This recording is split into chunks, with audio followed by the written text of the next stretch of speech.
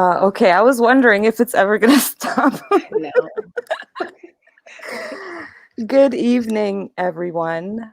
Welcome, welcome. Hi. I think I'm This gonna is, have to refresh mine.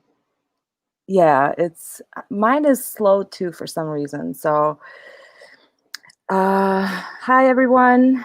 I hope y'all can hear us. We had to come on tonight just to address a lot of the stuff that's been going on in the recent days and weeks. And I don't even know where to start. Caffeine, what do you where do we even start? Oh my goodness, this has been a really crazy. Let's start with what we heard tonight, a few Yes. minutes ago. Hmm? Let's start with what we heard just a few minutes ago. Sorry, my voice is a little scratchy. I'm tired, and when I do, my voice gets really fatigued at times. Yeah, no worries. Yeah, hi everyone. I'm just waiting for um people to come in. Hi, Summer Dave. Breeze. Summer Breeze is asking, why is everyone going live all of a sudden? How could you not? Look at all this drama that's Oh my unfolding. goodness. And I'm just shocked by what I've just heard tonight. Yes. Yes. So tonight I think was kind of the tipping point where it was just I couldn't handle not going live. Well, what it showed me is just how far people will go, how crazy people are on YouTube and just how far they will go just because they don't like something that you're saying. Not because you've done anything to them, not because they know you, but because they don't like what you're putting out there. Oh, but mainly because you don't show your face on YouTube. Mm. So yes, let me just try to I'm not prepared. This was completely impulsive, so I'm trying to like gather myself. Totally impromptu.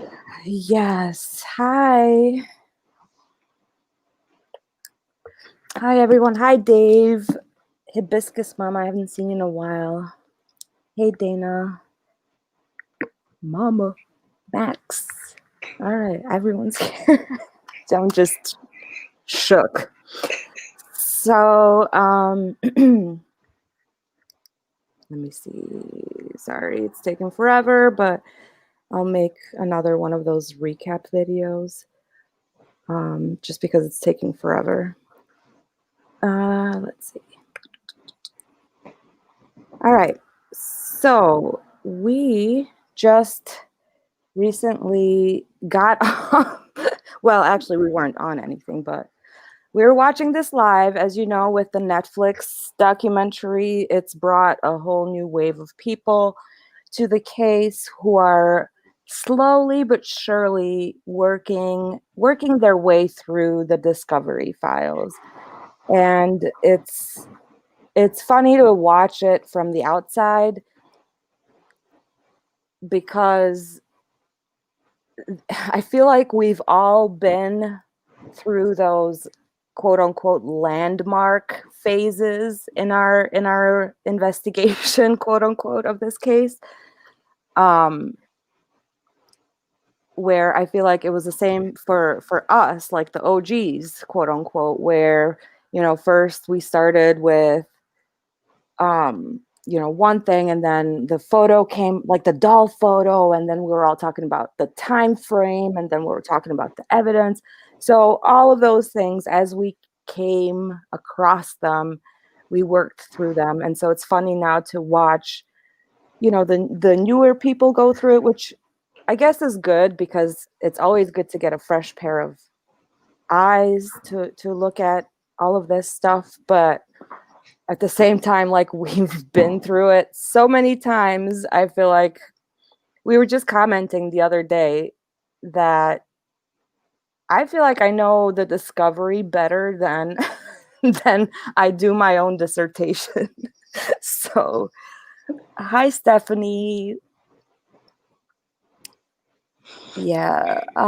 So Anyway, so now with, the Netflix documentary, there's all these new channels popping up, all these fake channels. And Mm-hmm. I didn't even want to address the fake Kessinger channel only because it's ridiculous that anyone would even fall for that. Yeah, that channel was ridiculous. It was. Oh, yeah, but apparently it did cause up some drama, which I think was intended. Mm-hmm. Um, so I think they served their purpose, I guess. It's always for me at least important to remember that this case has a lot of like professional trolls, celebrity trolls. We've Oh my seen goodness, yes. yeah, I mean we've seen this Nick the Hat guy. Mm-hmm. We've seen what's his name? NK's quote unquote ex-husband, Michael Turtle Kelly or whatever. um we've seen Jonathan Lee Ritchie's. So, there's all kinds of characters involved in this case that are questionable to say the least. So it doesn't surprise me anymore. But tonight, Wow. um, I couldn't believe my eyes. I couldn't either. I really couldn't. So we have been graced by another truth sleuthers presence on Facebook or on YouTube, I should say. And this person has openly doxed Oh my goodness, yes. Kim. I thought So I saw it all on YouTube. I yeah, mean, tonight shocked me. It yeah, really shocked me that that person would sit there and think what they were doing was right. yeah. No, I'm shocked. And even people in the okay, so where do I even begin? There is this woman that has been around for a while, but on Facebook. I didn't interact with her at all. I don't think ever. But my sister used to be a mod, or actually, yeah, I think a mod in one of this woman's groups. And tonight she took it upon herself to take my sister's name in her mouth.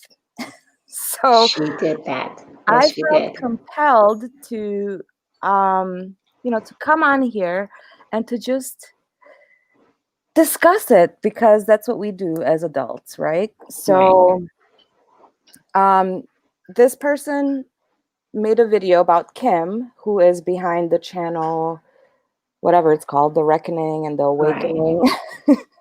Yeah, the reckoning. um, yes, and this woman, well, Deja, do you mind? Because I'm like a little bit too fired up right now. Do you mind just giving a summary of what happened?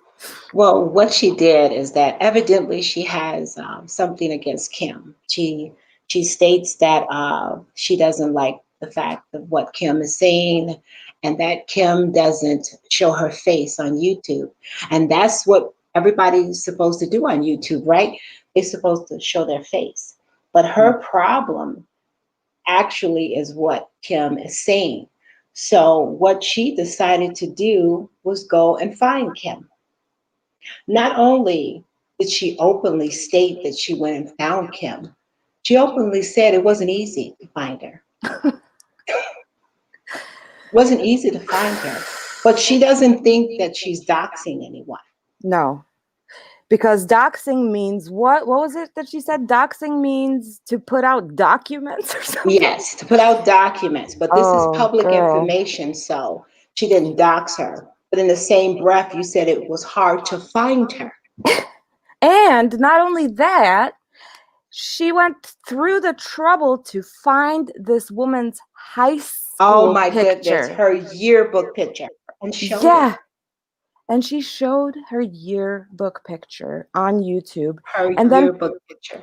proceeded to show her address where she Not used to just her live, address, but how close she was and where she lived near the Watts home.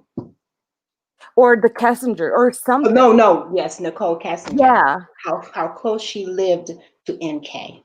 yeah. And then what was the other thing? Oh, she identified a law enforcement Yes, officer by yes. name, stating that that person is connected to Kim, and therefore it is suspicious to Hmm. her that why would Kim not only be following Chris and Shanann on Twitter, but then Before the also murders. before the Before the murders, murders.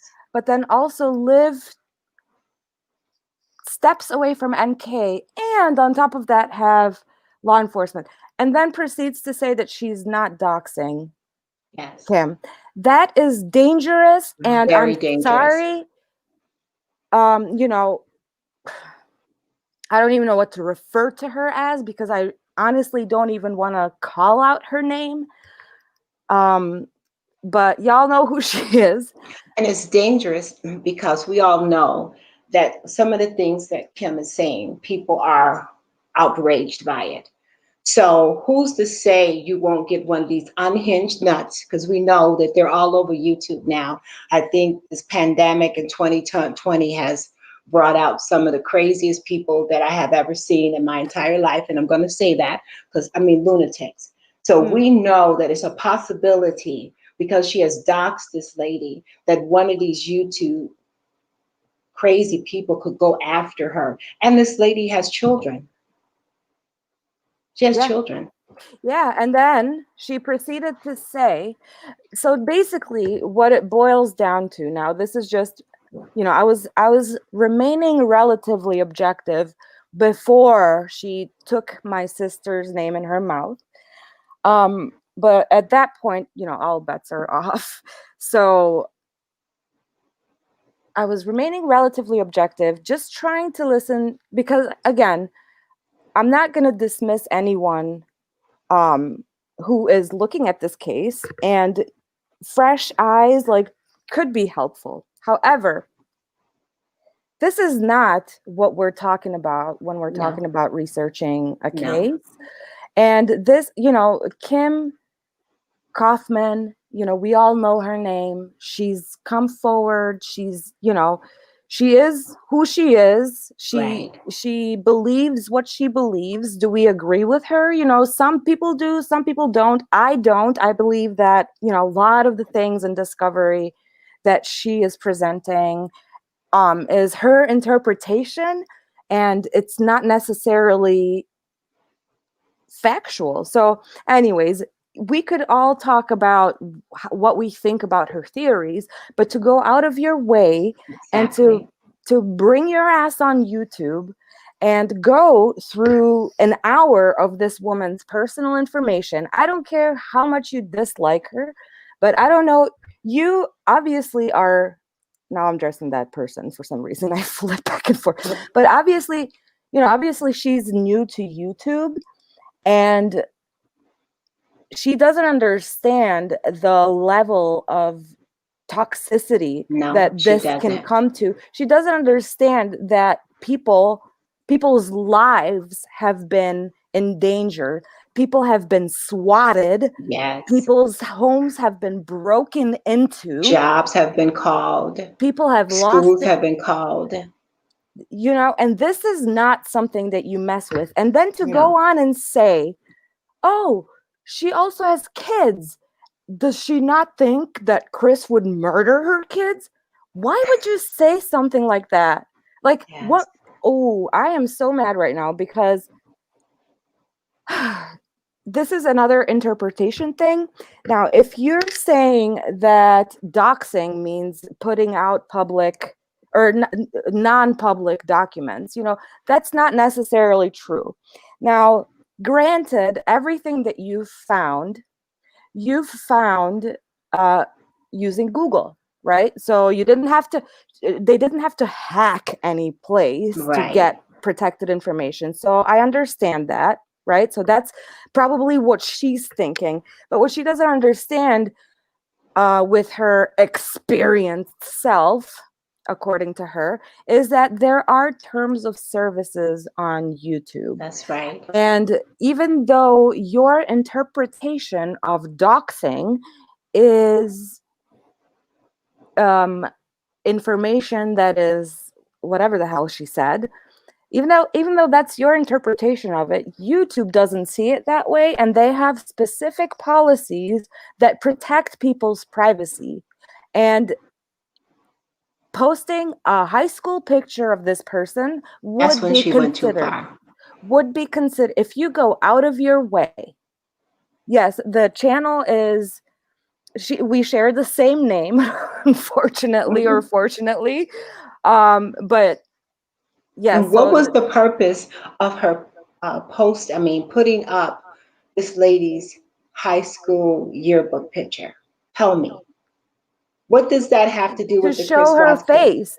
See, I get especially get triggered by this because it's that's exactly what happened to me. Like, I have my own reasons why I choose not to show my face, and that is none of anybody's business. It Like, wasn't. I have the right to show up on my platform in whatever form or format that I want to, as long as it's, not against the rules. And if I don't want to show my goddamn face, I'm not going to show my face. Like, you don't come on here and try to tell people, well, getting harassed is part of being on YouTube. Maybe for you, because Right. of the history that you've accumulated thus far, and okay, I don't want to make this all about her, but the point is, I don't care how much you disagree with someone. I don't care how much you think they're full of shit and they're lying and they're Or this like and they're what, or that. the fact is that you don't like what they're saying. Yeah, you have nobody has the right to intrude No, you do not. into someone's You do private not. life like that. Now, before people start saying, "Oh, what about NK? What about NK?" NK is part of a triple murder investigation that has a few questions that she should answer, before we can move on. So that's, I don't want to see those false equivalences being made between, oh, blah blah blah. No, there's no reason that you should go to that extent and that depth to seek someone out and to then blast them Yes. for thousands of people to see. That's not cool. No. And that's absolutely, like, that's where I personally, I wasn't going to go on and even like comment on any of this bullshit, because that's what it is. It's ultimately BS. um but yeah, tonight it was just, I couldn't believe my eyes or my ears. So yeah, I'm not filtered right now, so it's just going to be a chill night of just whew. Yes. I was just concerned for Kim because she has children. She may not be concerned for herself and it may not even bother her. But when you have children and you see someone that crazy enough to track you down like that, and not only that, to track down your sister and your That's right. sister's boyfriend, Wow. you have just gone just too far. You've gone too far. And you got all these people in your chat and you're giving away this information. People who don't care for her, people who are seeing some terrible things about her, and you don't know whether one of these lunatics, Yeah. that's what they are, might decide to go after this lady. It's not right. And I think so many people have gotten away with this because people have been afraid to speak out Hmm. against this. They've been hurt in so many ways and they silence themselves because they are afraid that if they speak out, it'll get worse. It won't. You have to expose people when they do this to you. They have no right to go into your personal life because they don't like what you're saying on YouTube. And people have to understand that they don't have the right to do it. And you should not sit in silence and let these people go after you like this. No, no, absolutely not. And as someone like I've been through that, and it Yes, you is have. it is the most disgusting and intrusive feeling that no one should be subjected to in the safety of their own home. Exactly. Exactly. Exactly. You walk out of your home and you're looking over your shoulder because some nut on YouTube has exposed you and you don't know who might decide to come after you. They don't have the right to do that to you just because they don't like what you're saying on your platform. Or because they denied to go on your live with you. Yes. Or Oh, had denied to have anything to do with you, period. yeah. Stephanie, she knows. Kim is aware of her channel. Apparently, Kim turned her down for a live debate. Therefore, now she's probably a little bit I don't know, butthurt, and decided to full on Full expose on. this woman. Full on exposed her.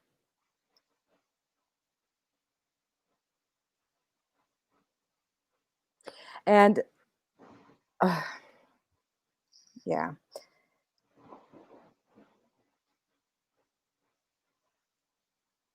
It's a total violation.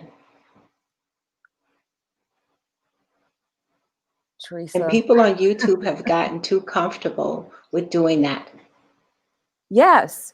That's the part that pisses me off. And it's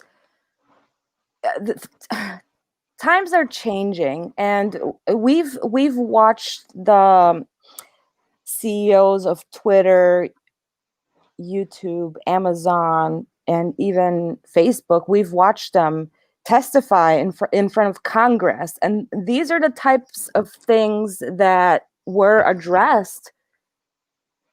Exactly, things like this, that the platforms are being abused and there's not enough regulation. So you have all kinds of nuts on social media Yes. misusing and abusing the system in order to incite violence, hate, divisiveness, angry mob mentalities. And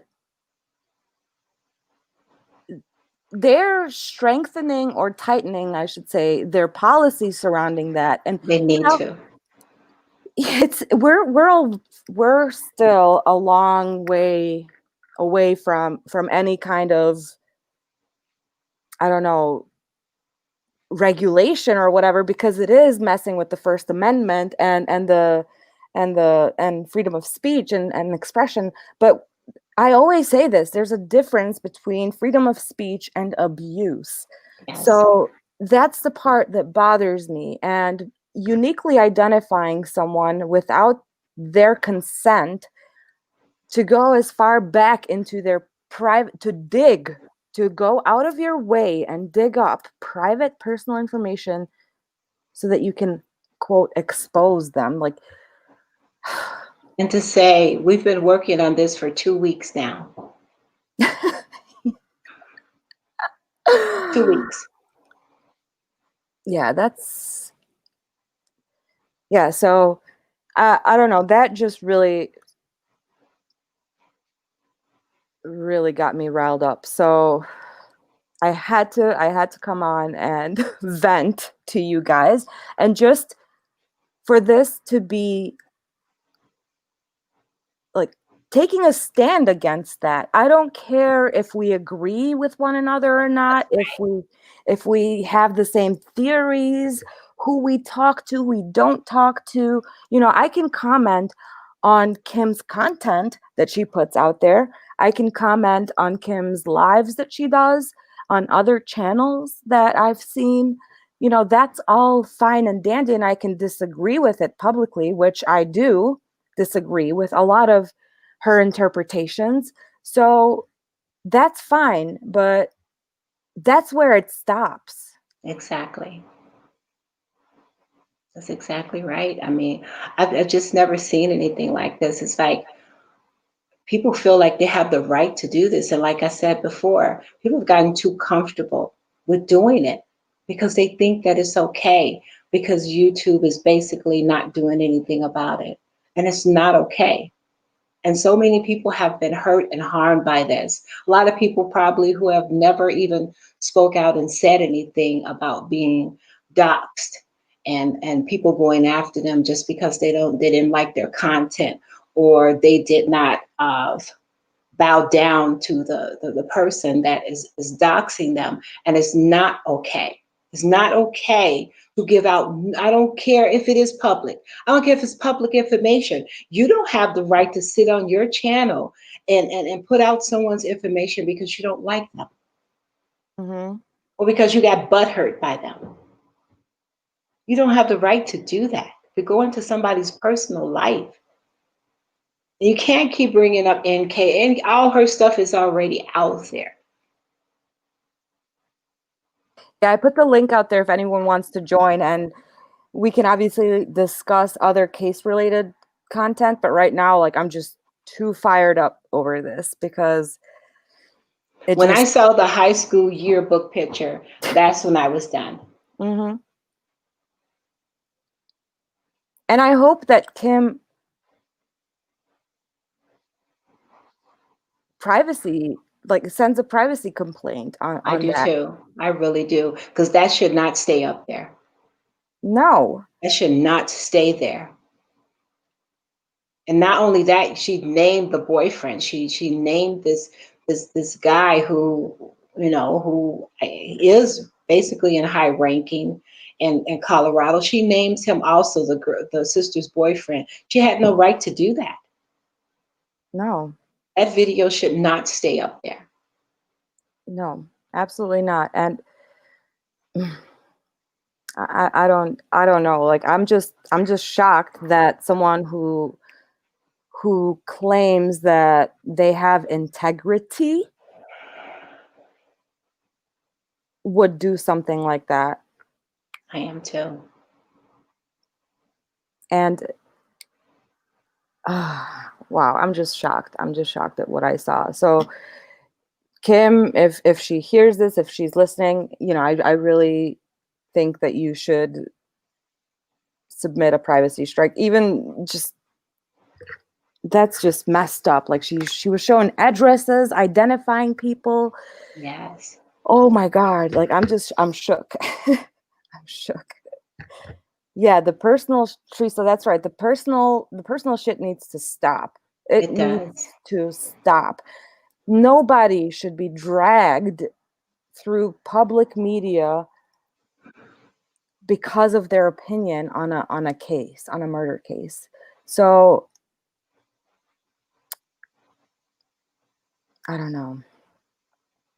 But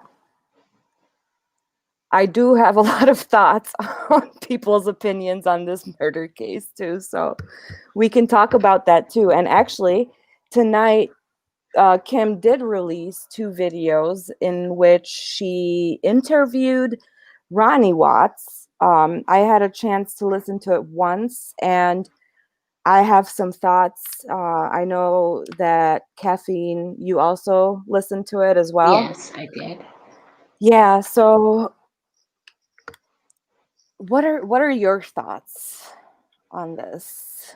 It was refreshing hearing from him, because we really haven't heard anything from Ronnie other than the interview that we see of that he had down at the Frederick Police Department.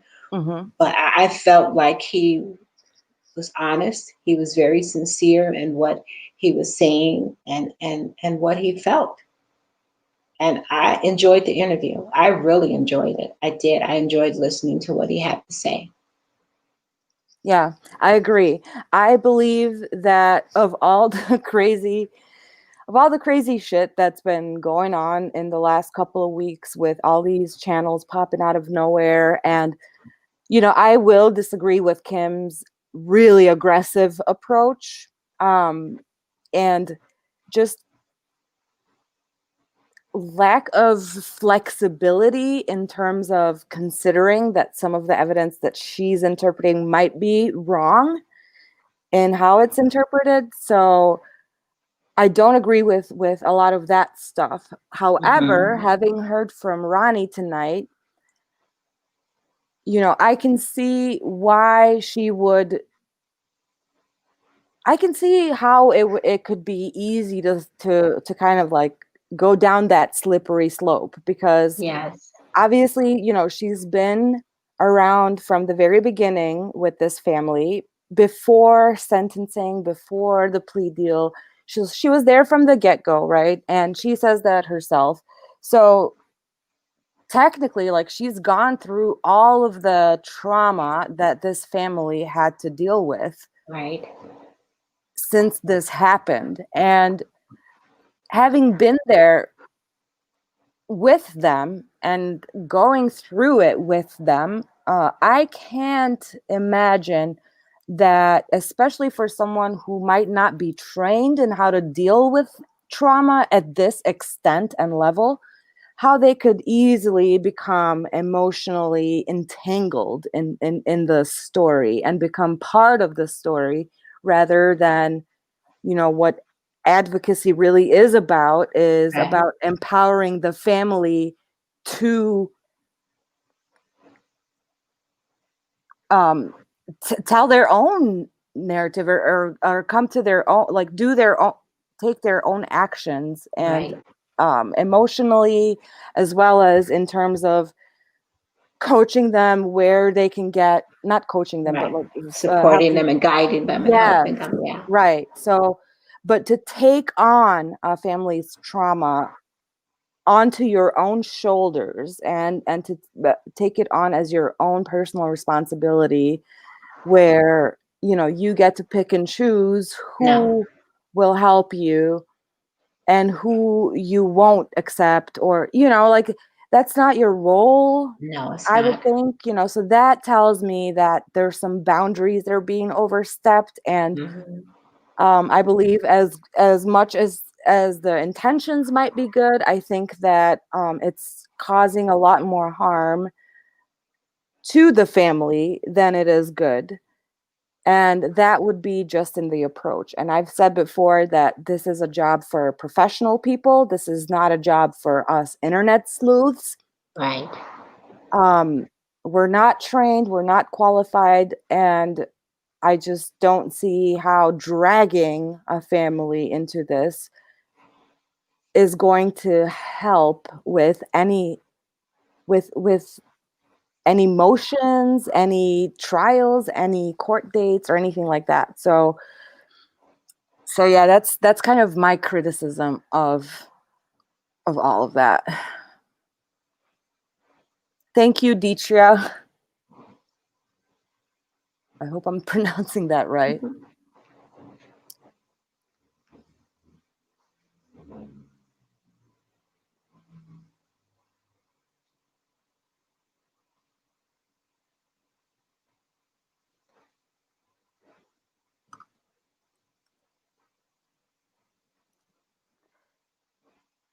Sorry, I'm responding to.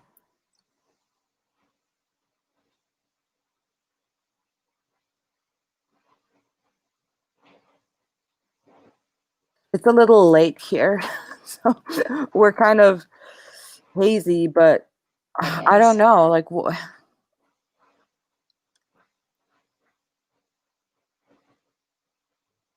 I was just so mad that I Yeah. had to come on and just vent with you guys. I just think it's sad to see all of this happening over this one case. Oh my God. It's ridiculous. Yeah, Renee, I don't know where to start. Stephanie said, yeah, it's impossible to keep up with everything that's been going on. It really is because it's becoming a bigger circus by the day. So, Yes, definitely by the day. yeah, and the reality is that people are getting hurt, people's lives are being messed with. And that's the thing that bothers me the most is that people's lives are being messed with over something that somebody else don't like that they're doing or saying. And evidently, this has been happening for a very, very long time. And people think that this is okay. Think this is okay to do it and to continue to do it. And it's just not. No, it's not. And I was getting discouraged too because,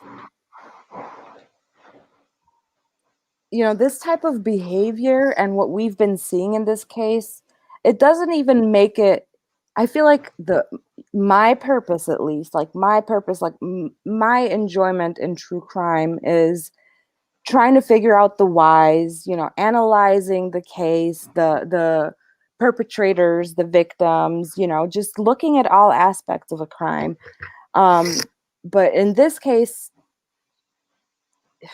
I feel like it's lost that. Right now it's about all of these, strong personalities that have attached Hmm. themselves to both families, Hmm. and it's become a social media circus.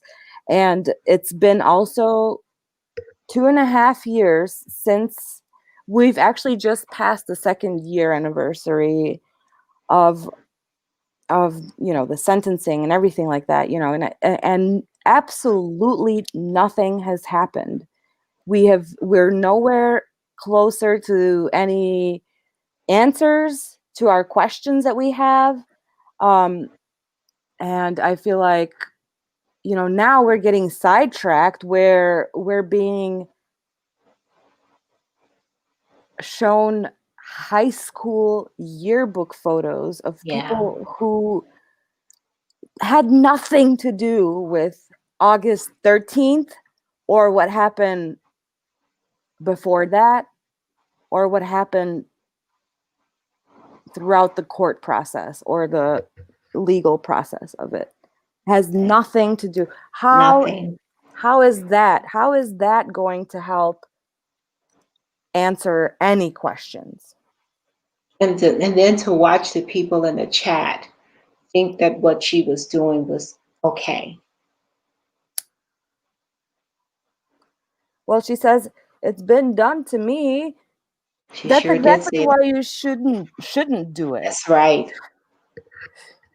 Like I've grown a lot over the last 2 years just because of this experience, because it has shown me that truly you don't know who you're dealing with online. You really don't. And there is that anonymity factor that really, it just disinhibits people. They become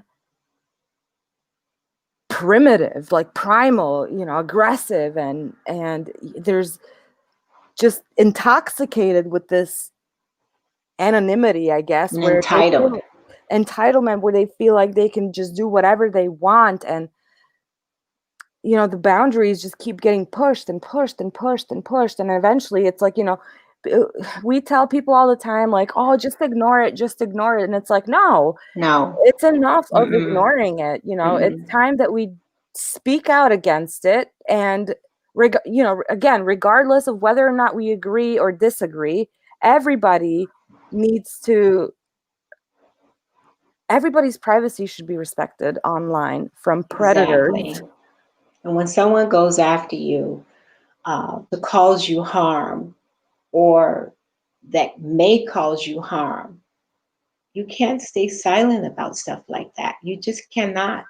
I know a lot of people in chat, you have children. I mean, what would you tell your children if someone came after them like that? Would you want them to sit in silence and not say anything to you about them being attacked? Well, I say the same thing to you guys. You shouldn't sit when somebody goes after you personally. You should not sit and allow them to do that. That Right. is not good. That is not right. They don't have the right to do that. I don't care. There's people I don't care for. I'm not going after them. I'm not going to be looking up their address and phone number and contacting their job and their schools. Yeah, it's crazy. It's I craziness. mean, you have no morals, you have no integrity, you have no character. You don't have the right to do that. Yeah. I'm all over the place to be honest. But back to Ronnie's interview with Kim. Now, you know what Ronnie described in his interview, of his experience with and what he thinks and what he believes. So, if you haven't heard it, Kim has uploaded two videos where she has these kind of brief interviews with Ronnie, and she asks him some questions that I thought were very helpful to kind of Yes, clarify, especially after the fact, because the only time we did hear from Ronnie is as it was happening. So, right. Mama Bear's asking if we should play the interview. I don't know if I'm allowed to, but I guess that would be okay because I think it has a lot of really good It information. does. It really does. Um, well, I guess we can play it if obviously we're commenting on it, right? Right. So. Let me just pull it up. Um, yeah, so it helps me get a better understanding of where where the family is at in terms of Right. what they think is going on, and it for me it was important. Like I don't know, it was really helpful to It was, hear. and it was so easy listening to. I have to say, I enjoyed listening to what he had to say. And I wish he would have done it sooner Yes, because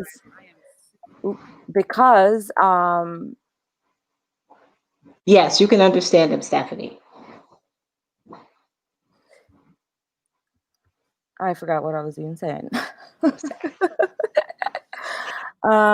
Let me see. Oh, I have to unplug this, I think. Well, actually, hold on. Let me see if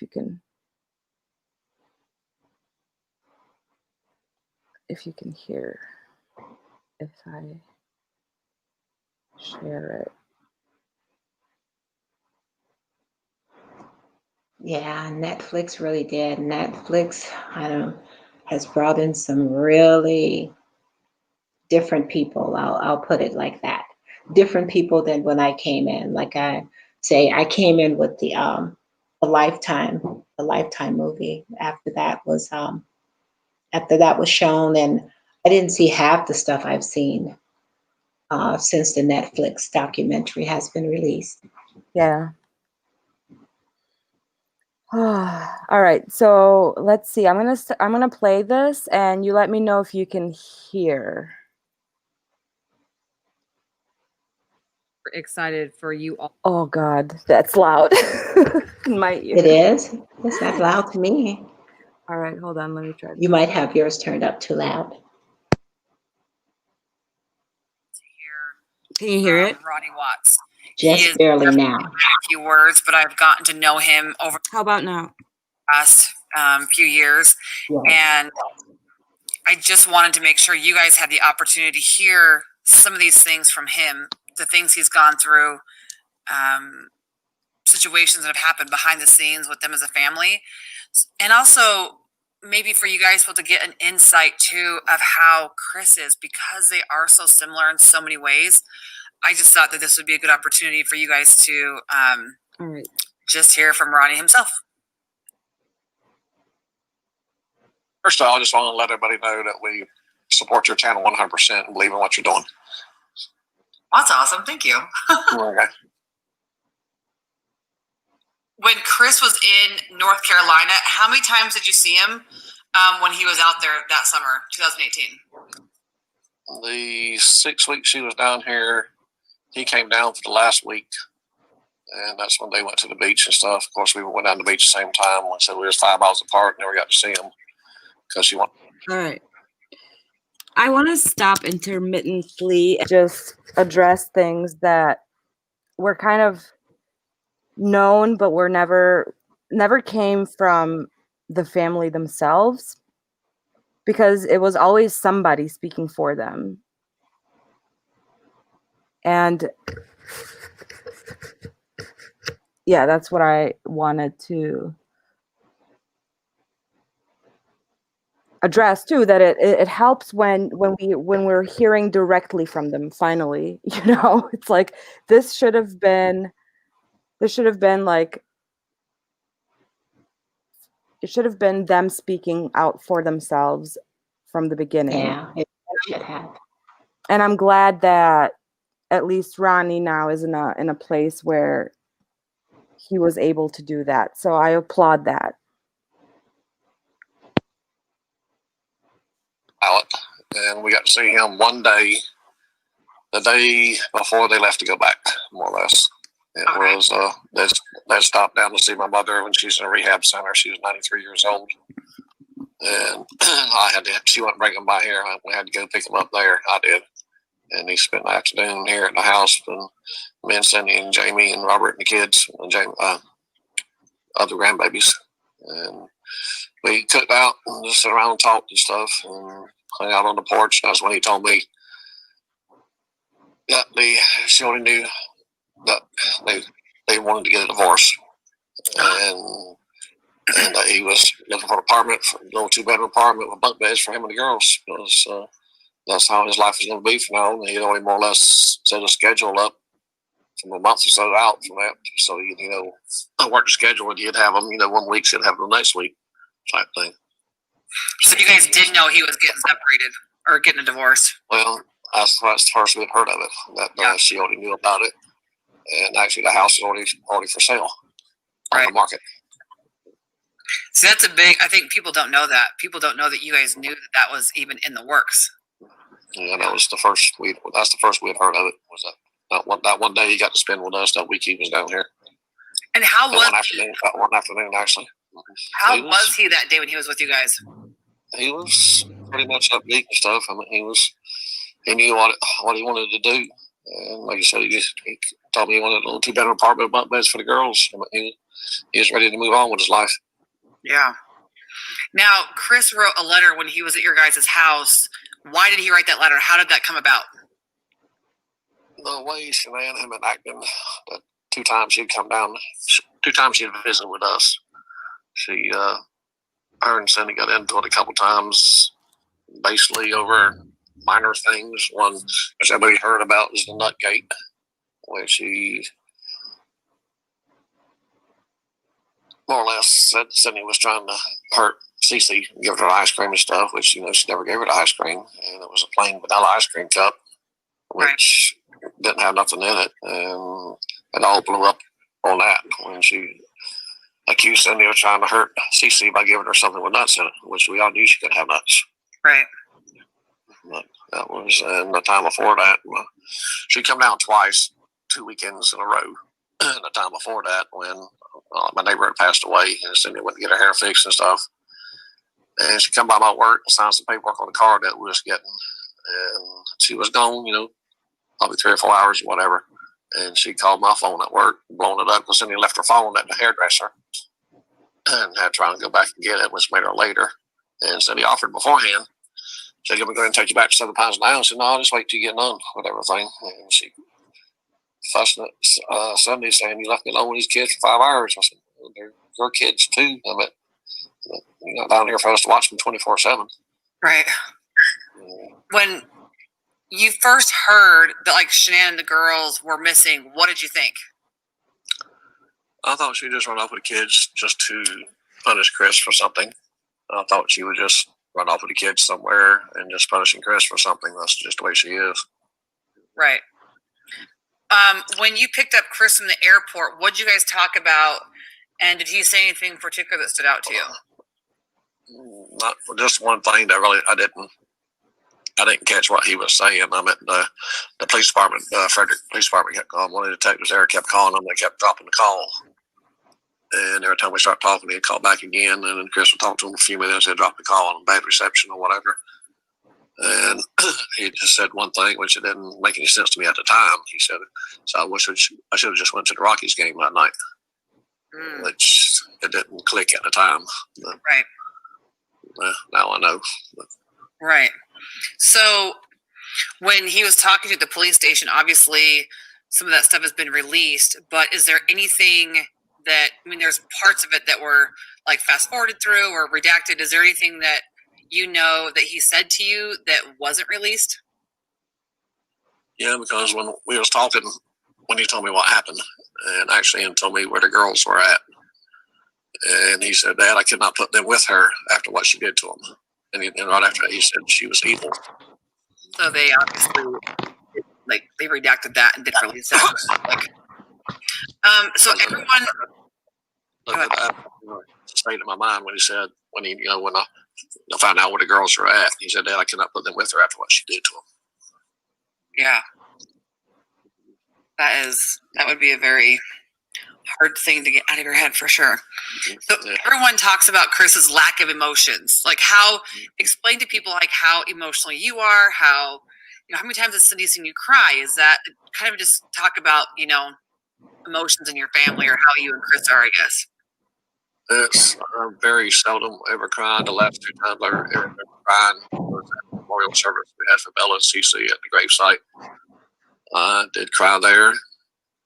And a few weeks later, I was at church when I got baptized, and we was all hugging and worshiping with the preacher and everything and talking. I was crying then. I think that's a long time. She's seen me crying probably last 20 years, probably. Wow. And so Chris is, he looks like he's the same way. He seems like he's the same way. Yeah, thanks. I hold a lot of things in, and what she does too. And you can take it for what it is. That's why I was brought up. I'm sorry. Yeah, no, I mean, there's nothing to be sorry about. Everyone handles everything differently. So when you left, when you talked to Chris in the police station, so you actually had asked for an attorney at some point, and then when all of that was over, they walked you out. Did they let you come back to the police station the next day and see him again? Like, what happened after they walked you out that day? After everything was over, they ended up taking me to a hotel, and because I couldn't stay at the house or anything, so I went to a hotel and I called back and stuff the next morning trying to find out where he was at, where I could see him and stuff. He said, "No, you can't see him." And actually never did tell me where he was at. They said that he's not allowed any visitors or anything this time. So I never got to see him again. I tried 2 or 3 times that day to get up with him. And that's when I was leaving, going back to the airport. That's when the defense lawyers called me. And I turned around and come back and talk to them that afternoon. Did you get to see Chris when you were talking to them or no? No. Only time we got to see him from the time of his arrest was the night before the plea deal. We got to see him. Each of us talked to him for 30 minutes on closed circuit TV.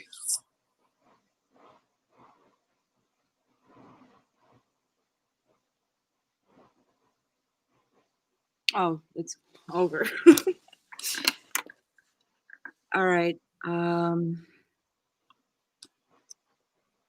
There's a lot to process in this one. What are some things that stood out to you?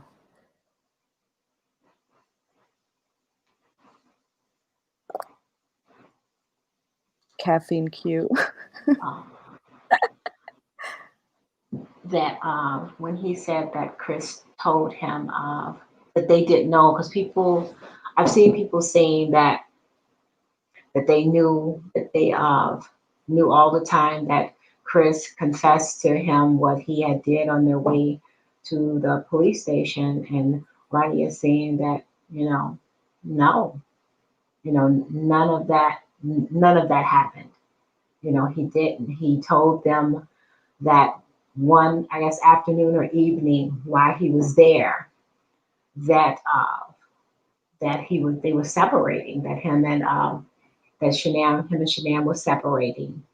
Uh, and they knew of that then. And that's the only time that they had heard of that they did not know of that beforehand. But you have all these people saying that all they knew because they hated Shanann and all they probably were glad. And, just to hear people say that, like they knew the family to say that, yeah, they hated her. They knew all the time. They knew about NK. I even saw someone even saying that Cindy hired Nicole Kessinger to destroy Chris and Shanann's marriage.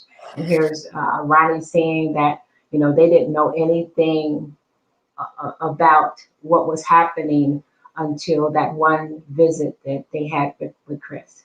Mm-hmm. Yeah, that stood out to me as well. And after I heard him describe, or actually after Kim asked Ronnie about the redacted part of the interrogation, that confuses me because people always say that there are parts that are redacted from the confession, but I haven't seen or heard anything about that.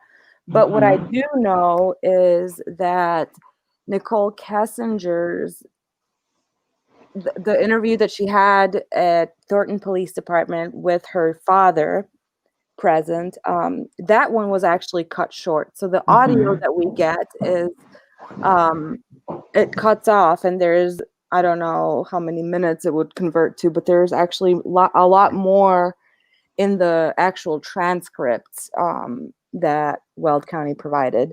So among the interviews that were transcribed was also obviously this confession.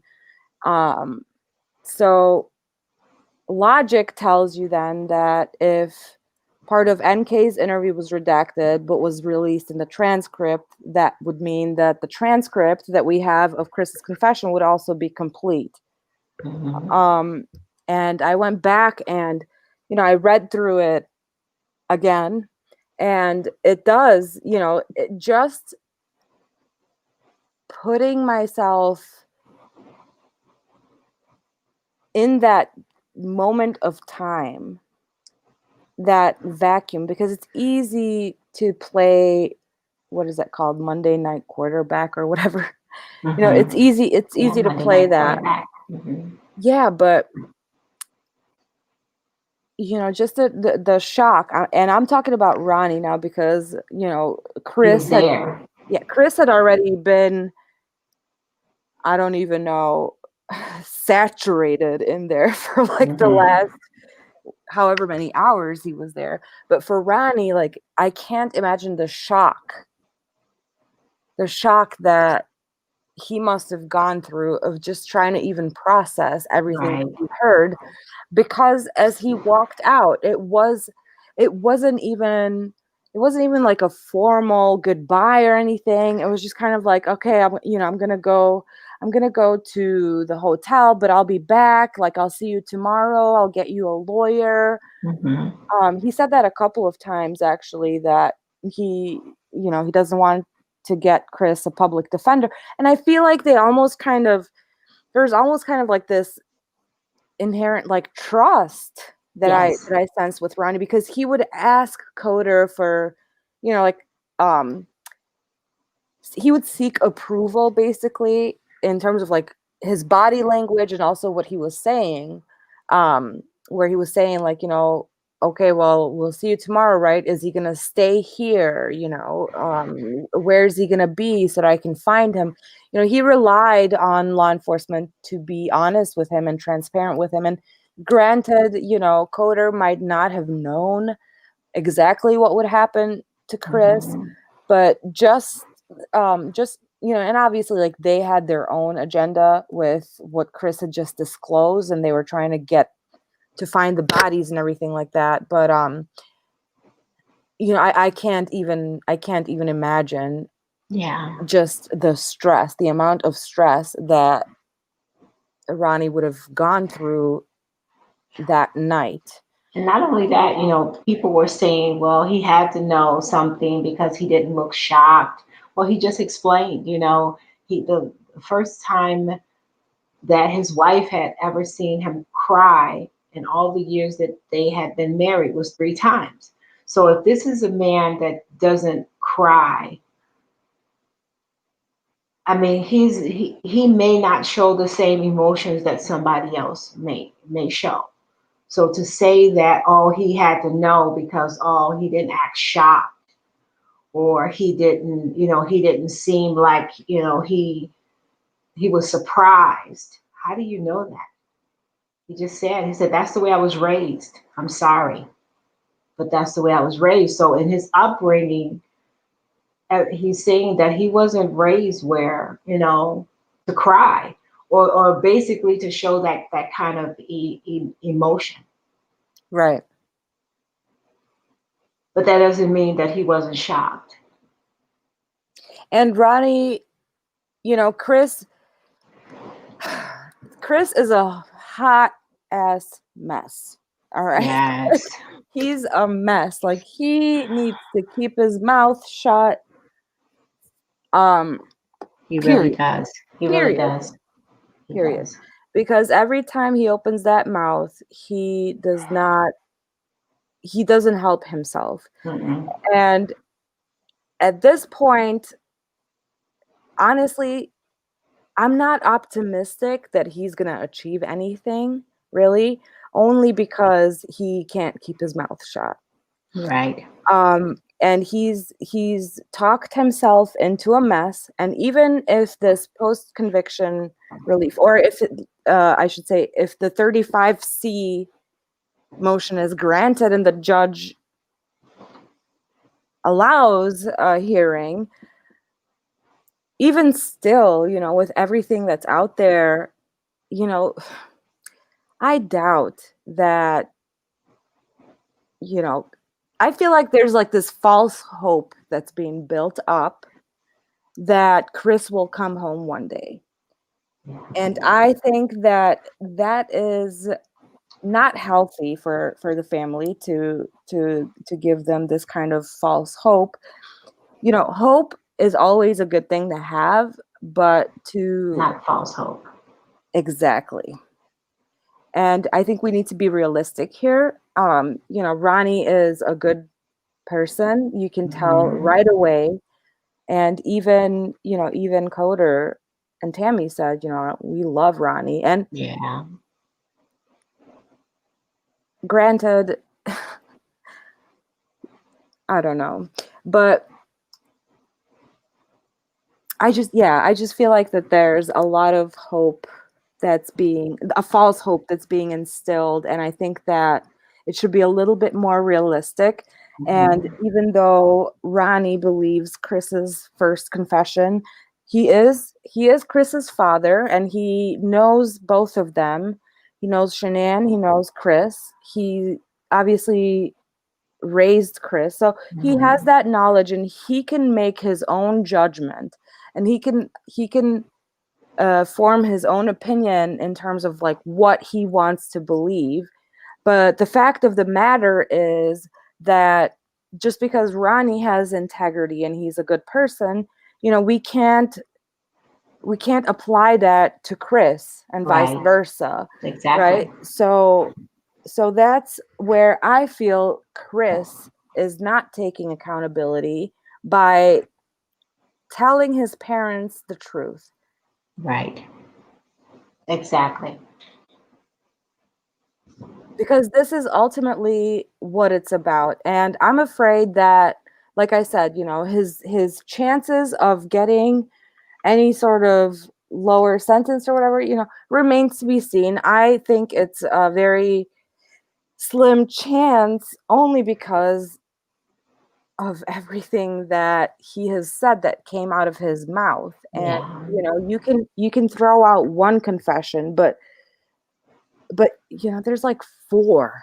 Oh my goodness. You know what I mean? And then you have things that people are coming out saying that he told them, So I mean, you have all of this stuff that he has said, and It's Yeah. not good. It's just not good. And another thing that really bothers me, I mean really bothers me, like to the core, is that this whole disaster has turned into the Chris and Shanann show. Oh my goodness, yes. And And those babies. in all of these arguments and all of these turf wars and opinion wars and whatever, you know, Bella and Cece and Nico are left out Yes. and nobody talks about them. As a matter of fact, I am personally offended by when I listen to Kim. You know, a lot of people ask the question, what about the disposal of the Oh bodies? yeah. How do you account for that? You know, that in and of itself is, Yeah. it's almost more cruel and inhumane than murdering someone. It is.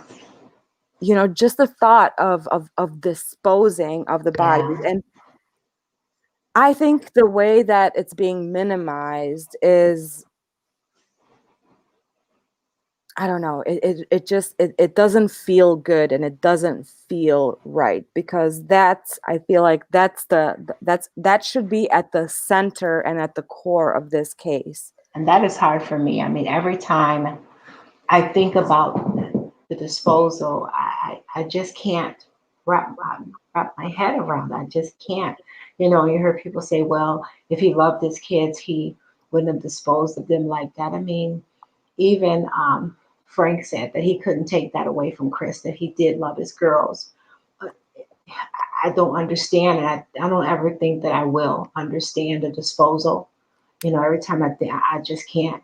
I just can't even visualize him doing that. And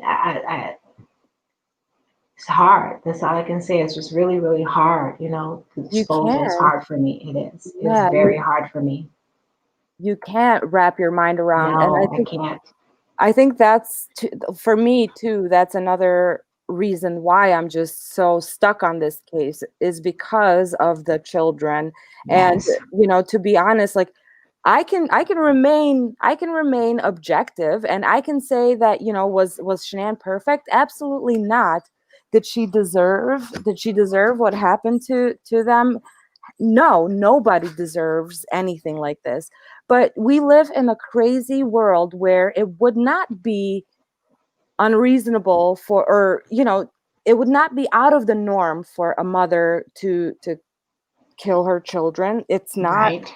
you know, it happens actually. And as a matter of fact, um, most of child murders by their parents is committed by the mother, statistically. Right. So it's not, you know, his first confession is not unreasonable. I think what's unreasonable is everything that came after that, and Right. Exactly. the fact that this investigation was not thorough, in the sense where we really got to see everything unfold, not only in trial but even in the initial investigations, where, you know, we didn't hear from Cindy. And I feel like it almost like immediately just went to, he did it all, he's guilty, and obviously he is guilty, you know, he, Hmm. but you know, there's still a lot of questions that are unanswered. So, and in all of that in that whole conversation, the kids are just being I know. brushed over, I and that's know. really frustrating. I know. Like I said, that's the hard part for me when you think about those innocent babies. I mean, innocent children. They, as parents, you know, you're supposed to protect your children. You're supposed to look after them. You know, nurture them, and to think about their little lives was cut short. I mean, it's hard for me. It really is. And being a pre-K teacher, pre-K through fifth grade teacher, just thinking about the kids, little kids. I mean, they're babies. They was only CC 3 years, 4 years.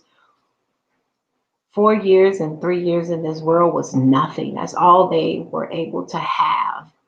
and they have gotten lost in all of this foolishness that is going on YouTube. Those children has gotten lost in the Chris and Shanann show. Right. 1 second.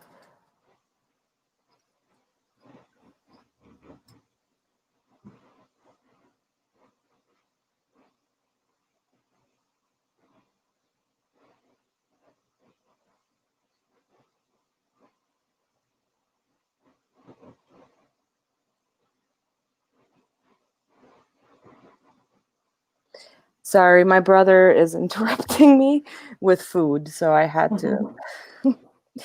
But yeah, and I was actually gonna do. I was gonna do a live just on that itself, just on the fact that Bella and Cece and Nico are being completely ignored. And as I was working on just working on processing some of my thoughts around it, and I was looking through their pictures, and I just want to share this with you guys, where this, I don't know, like just their innocence. Yeah. And the tragedy of this is just heartbreaking. And if anything, they should be at the center of this case. It really should. I mean, just thinking about them, my heart is full right now. Just thinking about those little babies, and the fact is that they didn't get a chance to grow up. They didn't get that, for what? For what reason? And everybody sits on YouTube and fight over who did what and what did, and those babies out there, they lost their lives for nothing. Just cut short, nothing. And then to disregard, to disposal of those children. How could you can't disregard the disposal of those children. And I will never understand that. Never.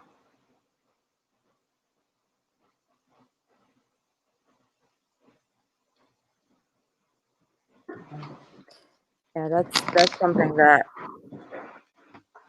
I feel like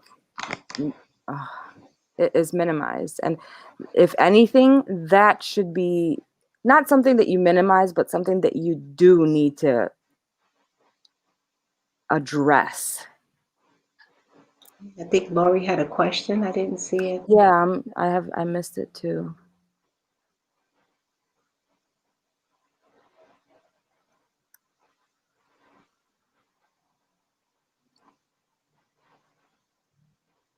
I'm looking back.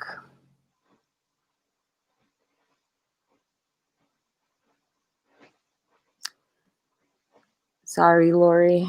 Oh, she said Lori made the statement. Why did he make the statement? He should have went to the game that night. Was that your question, Lori? Why Chris made the statement he should have went to the game that night.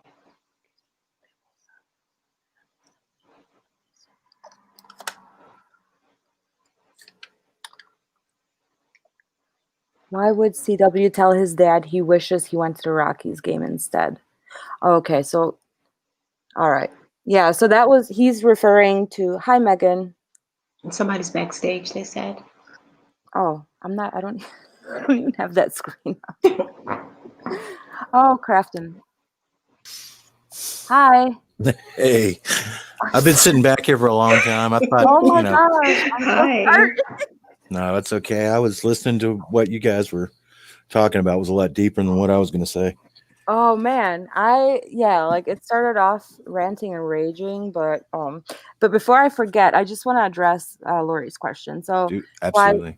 why he wished he went to the Rockies game. So that he's referring to Saturday night, which is the 11th, basically, and that's the night that he went on a date with Kessinger, and he had a babysitter come over, and he had lied to Shanann and the Lindstroms that he was going to the Rockies game, that it was like a work event, and his what's his name, friend Lindstrom, Jeremy Lindstrom, yeah, that's right. He told him, well, you should come to the Broncos game with me. Or was it the other way around? He was supposed to go. Chris told everyone he was going to the Broncos game, Right. and Jeremy invited Chris to go to the Rockies game, and he said no. And so that's what he was telling his father. Basically, I should have went to the game with Lindstrom rather than going Like going on a date with Nicole. right. And that to me says a lot. And I think that Saturday, that date, that salmon dinner, that lazy dog date, I think is what flipped the script for Shanann. Mm-hmm. And I think that's when she called the lazy dog. We don't know what information she learned from calling them, but I know that she was suspicious of the $63 charge on their debit card. And here's Chris again being not assertive, but again, this is him saying this, so who knows what actually happened, because neither one of them are giving us the straight story. But he claims that he wished that Kessinger would pay the bill, but she didn't. So he felt like he needed to be the man, I guess, whatever. And just where he just kind of had a moment of where he didn't care anymore, and he used his debit card. And I think that night, or that quote unquote emotional conversation that Shanann and Chris had that morning when they were murdered, that's when she confronted him about the charge. And Chris says that himself, that, she kept asking and he kept denying it. So I think that's what ultimately. I've often thought that maybe there's some kind of demand was made on him at that night at the Lazy Dog. How much longer are we going to play this game here? You're going to keep using these cards to keep me hidden. And it was almost like, well, it's like he waited for the shoe to drop so long that he finally reached up and knocked it off. I think he intentionally did that and was knowing that she was going to come back and it was going to be nuclear war. That's always been my feeling. And it leads me down the rabbit hole of premeditation. And it leads me down that same rabbit hole of what were they talking about for 111 minutes? Was that, look, that wasn't good enough, maybe something like that. I'm so tired of this, Chris. You keep me hidden. You keep saying you're going to leave her, but you're having a kid with her, And I might get crucified for this, but neither NK nor Shanann were emotionally stable.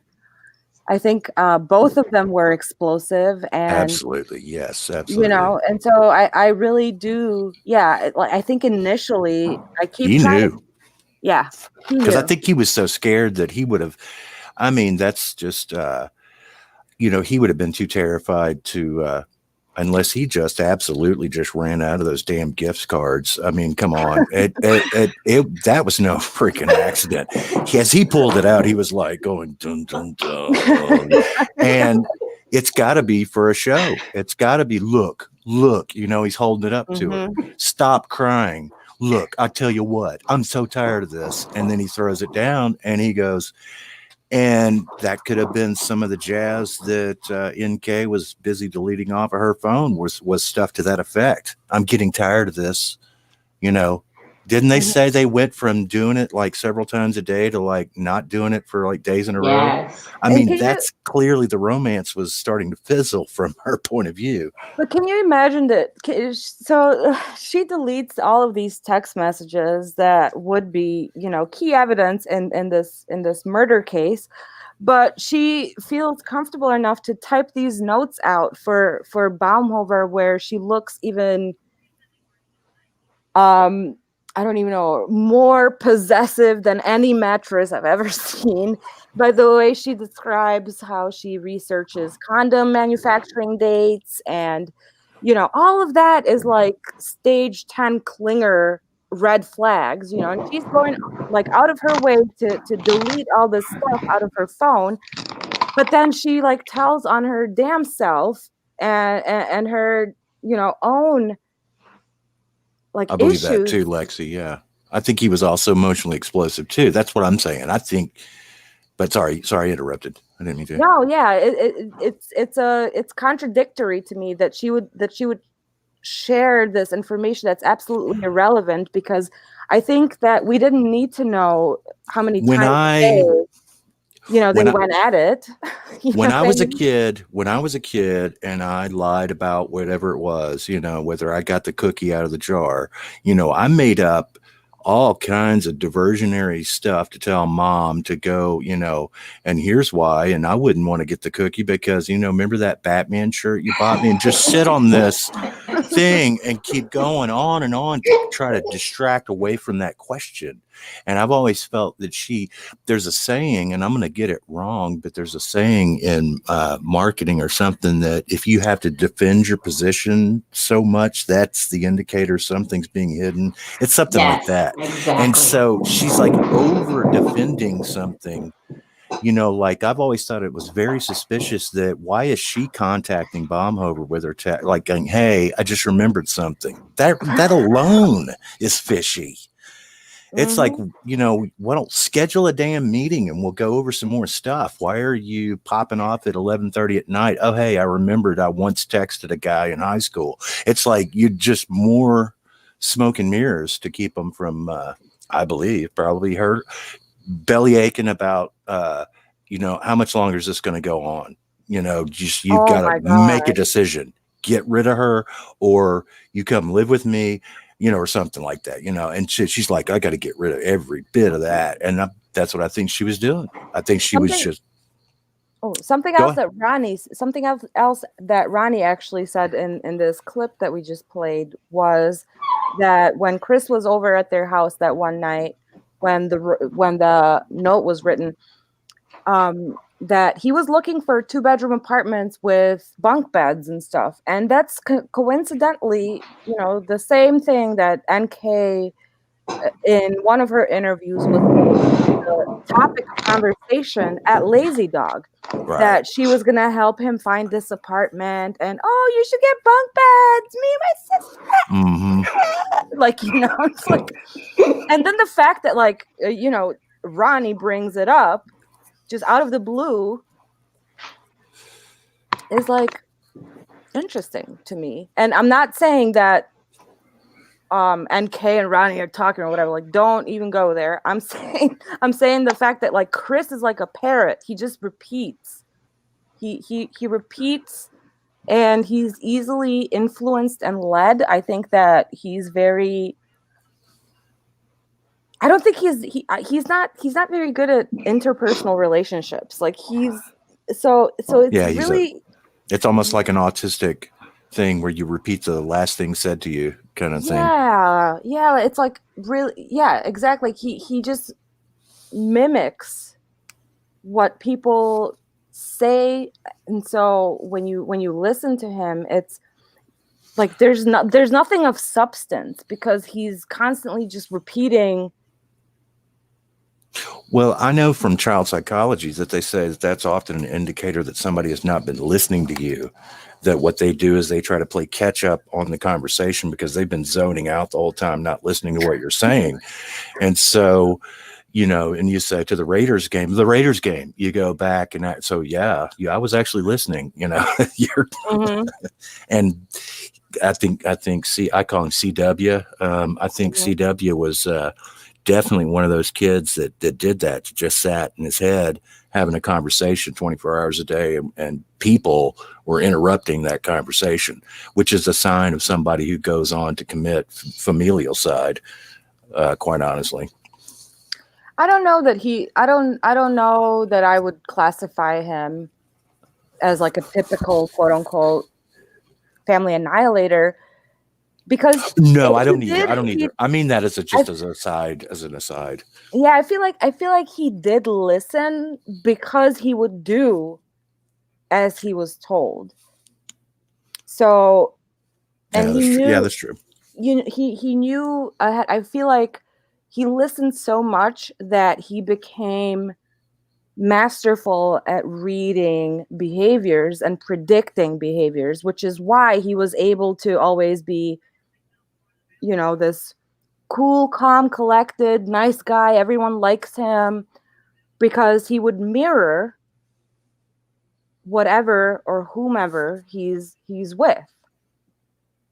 And the bunk bed, yeah, the bunk beds was definitely, one of, God, can you imagine? Can you imagine spending 5 weeks with that woman?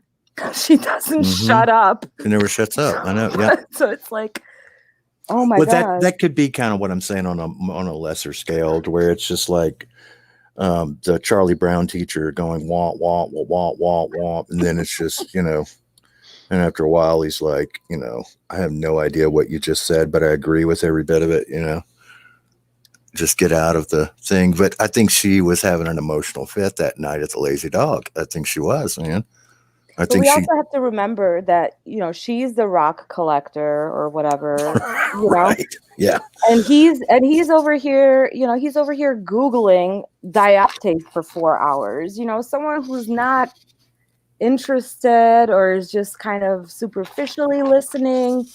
Like 4 hours is a long ass time to research something that you're not interested in. Well, I'm not so sure. That's the only thing about that. I've read a lot of that, and I kind of, that's not necessarily indicator that he was looking at it the entire time.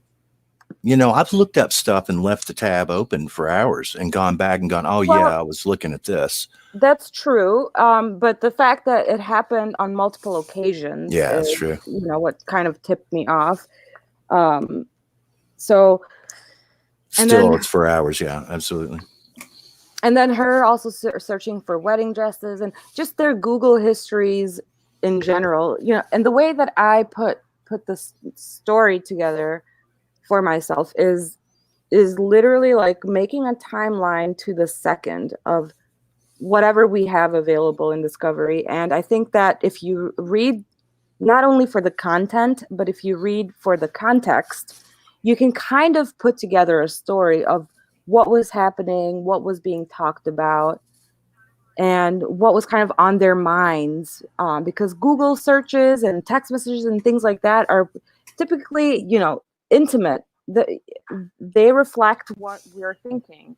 So it's easy kind of to see at what points, like for example, the Wednesday that they came back from North Carolina and he went back to work, that day he went to her house, he got her key. I keep talking about this because it just I don't understand why this was just brushed to the side by police, where he went to her house, got a key to her apartment, and then as soon as he left, she's on her computer talking about marrying your mistress while he's over here arguing with Shanann, and Shanann is saying he wouldn't even hold my hand at the ultrasound.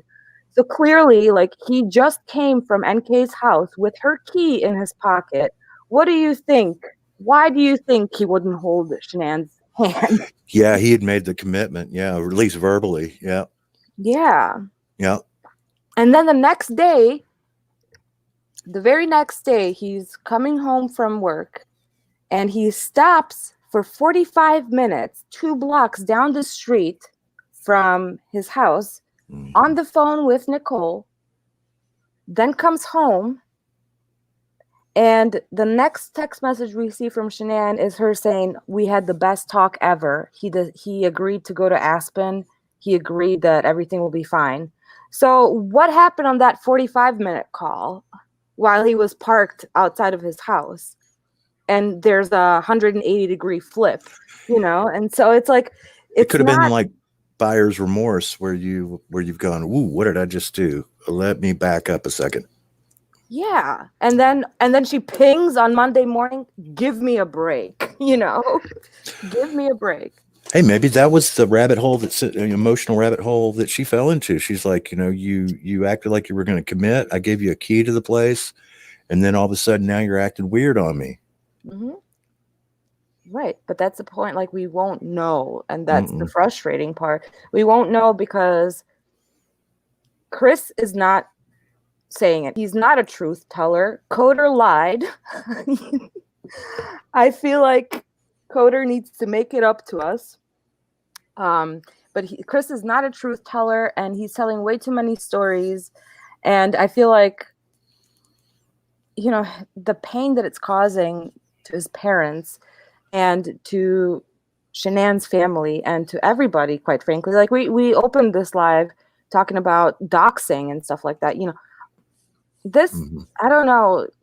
I haven't been a part of the YouTube community for long, and I know that there's drama in every genre, but I don't know if it was ever this aggressive. So Well, that's why I wanted to join. I had a few things to say about that little experience there, man. I mean, Natasha bit my damn head off, man. Like I was, and it was just a perfect example of what I think has happened in the community with the true crime community since this case even happened 2.5 years ago. It's almost like we had back then. Let's go back about a year and a half. It's like we had a couple channels that were really concentrating on it, but we're starting to kind of beat a dead horse, no pun intended, and we're just kind of saying the same things, and they were turning into weirder channels that weren't originally what they were. And I'm not going to say them by their names. I'm just going to say that we know the ones, and I can say the AD one. That one started out creepy and just got creepier. So just forget that one. But there's another one that we all kind of hung out with her, and then all of a sudden we're on this huge conference call with all of her friends for hours on end. And so it just kind of got, and to me psychologically, it got really boring. And I was like, there's nothing really new here happening. So I kind of fell off of it and lost interest in it. And here's what I think happened. Someone said it in the chat earlier, the Netflix thing came out. And I don't think it's just merely that it was there, because there's been a couple others that have come out. There's been little things, but the Netflix one, if you watch that, there's no narrator. Am I right? Am I missing something? Nobody narrates. No. That's a 2 hour or an hour and a half doxing video. You're looking through their freaking social media. Mm-hmm. That's basically the training 101 of how to get reinvested in this case. And it did generate a little bit of interest. I didn't learn anything new from it. Nothing that we hadn't all discussed or at least watched already on plenty of other channels. Mm-hmm. But all of a sudden now, out of the woodworks climbs all of these doxing type people. Yeah. That reminds me of Gamergate. Are you familiar with Gamergate? No. Okay, I can give you a real quick I'm summary. not either. And I'm telling you, if everybody is aware of Gamergate, we can survive this weird thing. Okay, back in 2015 or 14, rather, this guy had a bad breakup with his girlfriend, and she was a video game developer. And he went and created a blog where he shared all of their personal messages on Facebook, where she admitted to cheating on him with 5 different people. And she would, like, when he would confront her on it, she would act like she was going to kill herself. She would say all these things about, I'm going to kill myself. And she would like this, that, and the other. Okay, that's what started. It was called the Zoe Post. And her name was Zoe Quinn.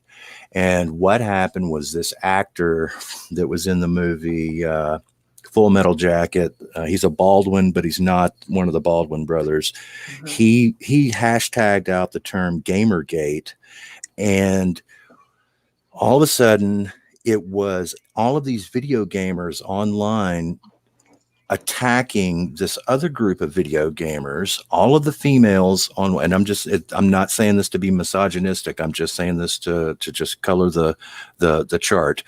On one side, you had all of these females that were in the video game world on one side, and they were the anti-Gamergaters. And then you had all of these males on the other side that were the Gamergate people. And they felt like okay, the women felt like women in video games were being disproportionately sexualized, like all of the video game characters of women would be just made to look too sexy or whatever, Right. that kind of thing. And then you had this guy is over here doxing Zoe Quinn and everything else, and she's a video game developer, so everyone rushes over. You could say the very extremely liberal crowd, liberal-minded people rushed over to anti-Gamergate land. All of these articles start coming out about women getting doxxed and getting swatted, getting pizzaed. What that means is they find out your phone number, they share it with all their friends, and then the people call in the Pizza Hut and deliver like 30 pizzas to your house. Or they call the cops and say that somebody's just been shot at my house, and that's called swatting. Oh, wow. And all of a sudden, it got not bloody, but it got really ridiculous. So the girls on the Gamergate side, they start sharing all this information on their social media about the other people that are attacking them by doxing them with all these videos. This is exactly what Natasha just did, by the way. And that's why I'm explaining this. It's precisely what she just did. They would make videos about one another. They would pull up their social media and show that, oh, yeah, well, she did cheat on him because right here she is in this forum trying. What they accused Zoe Quinn of was sleeping with those guys to get her video game reviewed in a magazine. Like each one of the men that she slept with were video game reviewers, and they did review her video game, to get it sold or whatever, but whatever. But that's just an aside. So that's what the Gamergate guys were doing. We're doxing them on that. And then they would come back and they would just pull this, like everyone would camp out and have these different, groups of people attacking the other groups of people. And you can look it up on Wikipedia. It's got a really, really decent explanation of it. And what you see is where this is headed if somebody doesn't put a freaking stop to it. And that's why I'm frankly glad that Natasha called me out earlier, because I'm going to make a video that's kind of going, is this true crime or is this a bunch of lazy people that are sitting around having fun trying to edge closer and closer to literally pulling the crap that was going on in Gamergate? After the thing died down, that's why there's so many lessons we can learn from the Gamergate thing. Is where did it go after it died down? What you did learn was that Anita Sarkeesian and Zoe Quinn, they went to the UN and they were talking about online internet privacy and protection, all based on this very same behavior.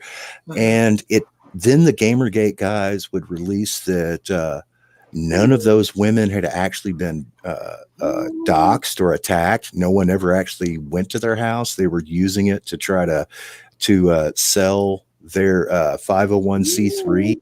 It was just insane. It's just insane how bad it got. But we learned that it's not quite as scary as it looks. It's not, Natasha can sit there and say, Crafton, you're a fucking idiot, and kick him out of the group. And I've seen you over there on Mandy's page doing thing. And my face will start burning because I want to reach in and punch her on the screen, but I'm not going to it requires money and effort for me to go find out where she lives, find out this, let me get in a car, let me go and call from a local number wherever it is she lives and have a pizza sent over. They've put so many fucking preparations in place because of Gamergate. Okay, the police don't buy it anymore. When somebody calls from Cleveland and calls to Memphis, Tennessee, and says, "Hey, I'm having a heart attack," and I live in Memphis for real. Kind of odd that your phone is from Cleveland. So it's not gonna. There's no version of it's not going to end well unless someone does something about it. But it's got to be brought to light, or it can get probably pretty bad in terms of the information that gets shared. The Mhm. women, I think, suffered the worst during Gamergate simply because they were sharing like nude pictures of them, like, you know, whenever they had been in a relationship with somebody and like sent nudes back and forth, then that guy would join Gamergate and then he'd say, aha, I've got nudes of Zoe Quinn. And it just got really kind of nasty. And it was just like, you know, it's childish and it's not productive to any of this when it comes to the Chris Watts case. Like, I mean, No, like it's not. it just, and the last thing I'll say, and I'll stop rambling on, is that last week I started making these videos on my channel pretending that I broke Chris Watts out of prison. And so that was my parody of how freaking ridiculous this has gotten. And I named it Breaking Chris Watts Out of I saw Jail. it too. Yeah, I did. yeah. That was the purpose. I was like, this is how freaking ridiculous this stuff has got, people. And so I felt bad though, because I started well, the joke stopped being quite as funny, but then I was like, you know, it looks like I'm kind of supporting him in some kind of way. So I'm going to flip it over to manhunt. And that's what I did last night. I flipped the whole thing over to we're on a manhunt for him. And, you know, that to me is about as it's turned into vaudeville. And that I almost feel like that's about all, you know, that this is worth. If people are going, until you guys just said it earlier, until the professionals actually go through the professional documentation, determine if the man gets, anybody can file a 35C. A freaking serial killer who has confessed to 30 murders still gets a shot at a 35C in the state of Colorado. I'm sorry, you can always say that you were not adequately represented in a case. So that's not news. It hasn't even been news. The only news was the time is getting close. And is he going to make up some more shit about other people? Can you believe that it has been 2 years and there has not been a single piece of paper filed? Not one piece. And not one. Not one piece of paper.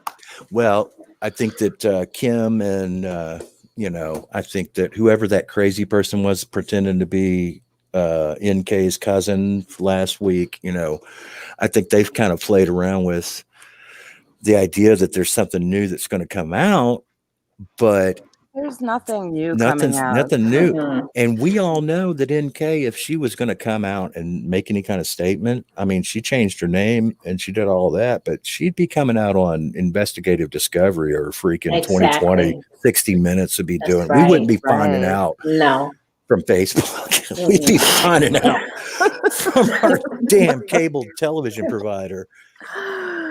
So, oh my gosh. But that's the thing. Like, I feel it's also maybe a little bit of an indication of just how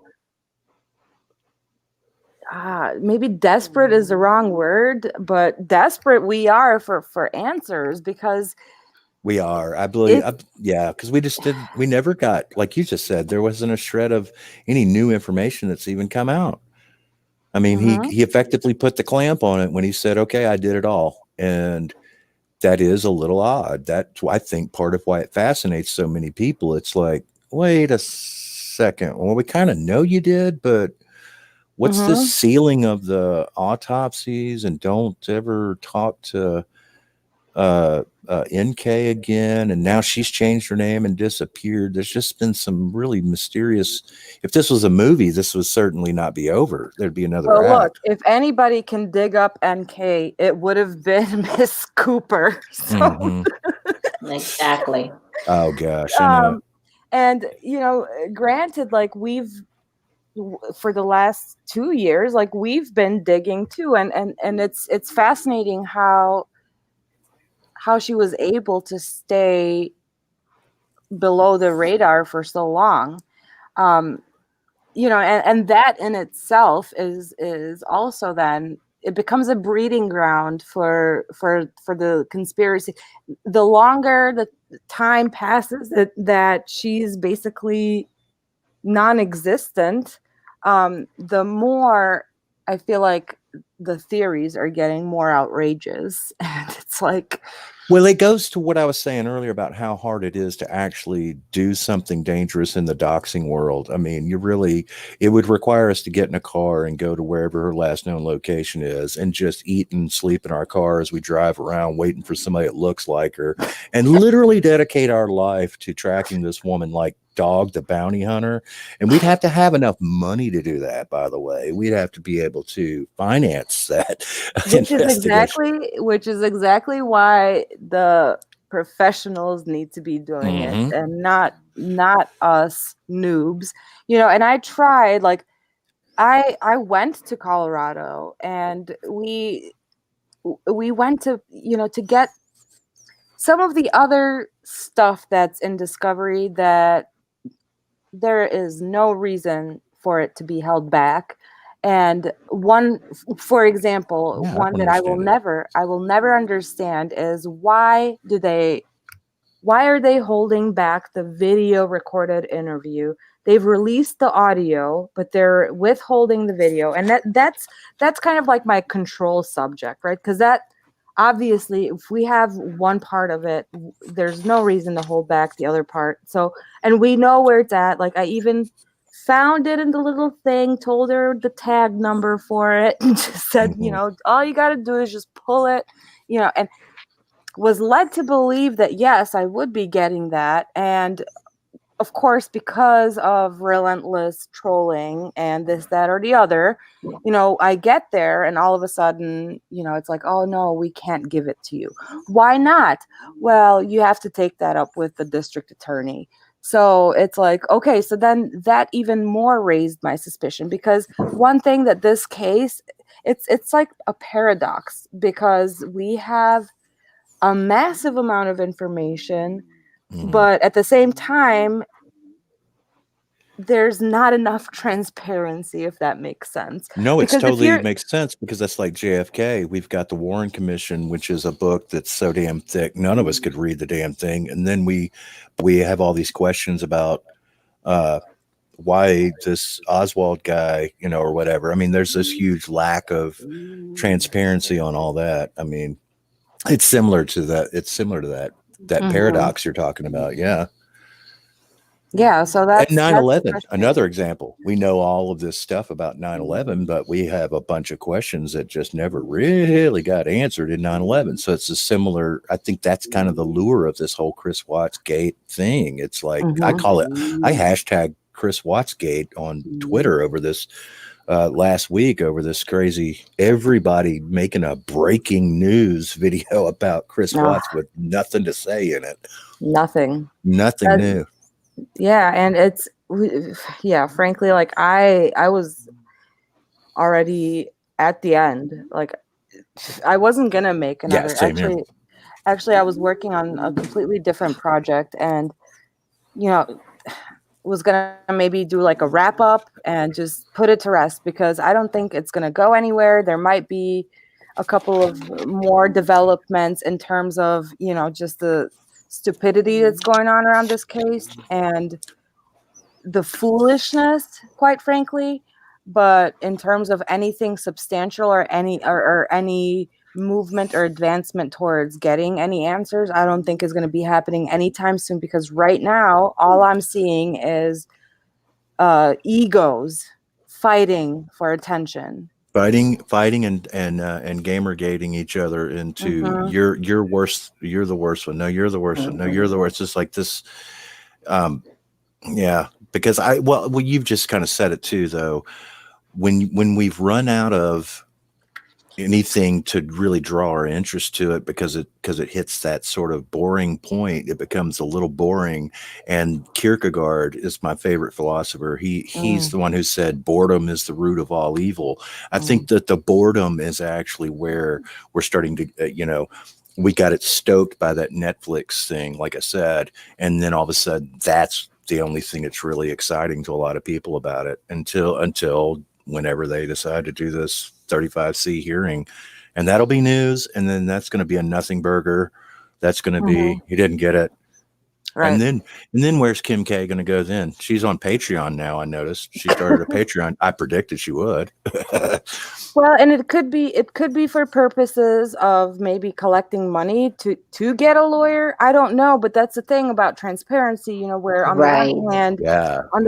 she's saying, I made this channel to answer questions, but is not saying like what is the end goal. And maybe, I'm thinking, maybe if it is to collect some money or whatever for Watts legal representation, there's one thing where you're doing it in a transparent manner, but then there's another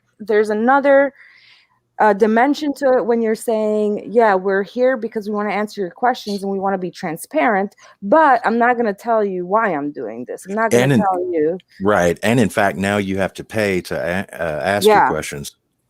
Right. So I feel like I'm not going to say, because I'm not going to turn into Cooper on this. So I'm not going to say exactly why I'm not going to say the name of the thing, but we know, those of us that have been around just kind of trying to figure out who she is, we know that she is a financial multi-level marketing professional. So she knows all about financial assets, what you do with your dividends. She's going to sell you term life insurance with invest the difference.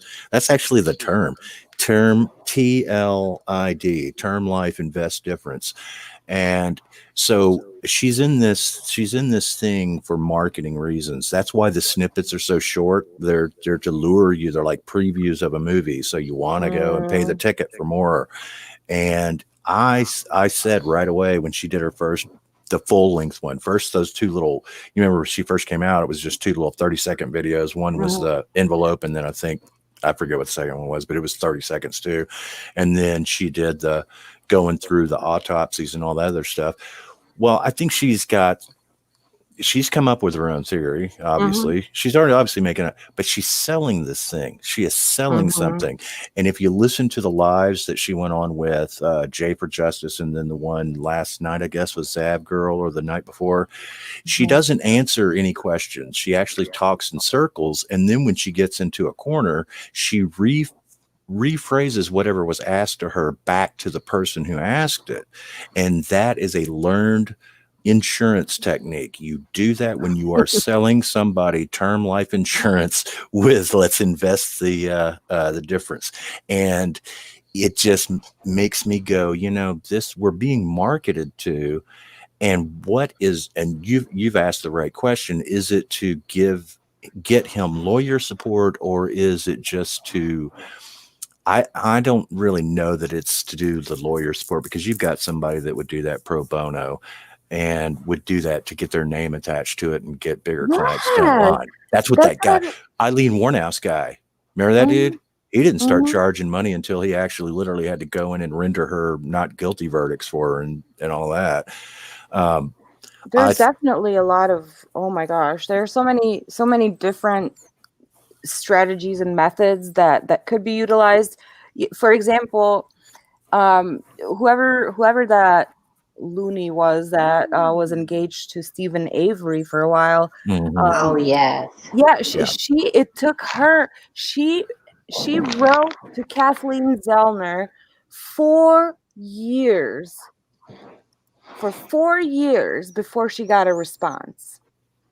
So it's not people are lining up and with Stephen Avery, like he never admitted guilt. He never took responsibility, never took a plea deal. He maintained his innocence. So that would be an easy case. But even for an easy case, it took 4 years for them to hear back from Zellner. Now with this mess that Chris has created, and it continues to evolve into a bigger shit show than it already is, nobody's going to want to even mess with this. I wouldn't want my name attached to this if I was, so if I was going to go out there and fight for, this, defend this person where it's like, I don't know, you got all these, then that's me. It's kind of like the Innocence Project, and then there's a Canadian version of the Innocence Project. Remember, Netflix started that whole Innocence Project fad with that video, The Thin Blue Line, where the guy got out of jail after being in there for 30 years. And it was like all of a sudden there was this whole cadre of people that were now going to join the throes of proving someone's innocence. There's that chapter of people, but like you're talking about the woman with the 4 years of mailing things, it makes me remember Eileen Warnhouse again. You remember, I don't know if it's the first Eileen Warnhouse movie or the second one, the documentary with the English guy. Remember that woman who adopted Eileen Warnhouse? Freaking adopts her because God and Jesus both told her that she's got to go in here. And this woman has admitted killing multiple men, but this woman is like, Jesus told me to, like defend you or something. And that's how they got the money for that weird guy that was smoking weed in the car and everything. But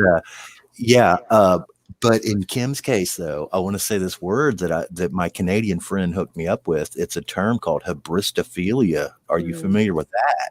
Yeah, the paraphilia. Yeah.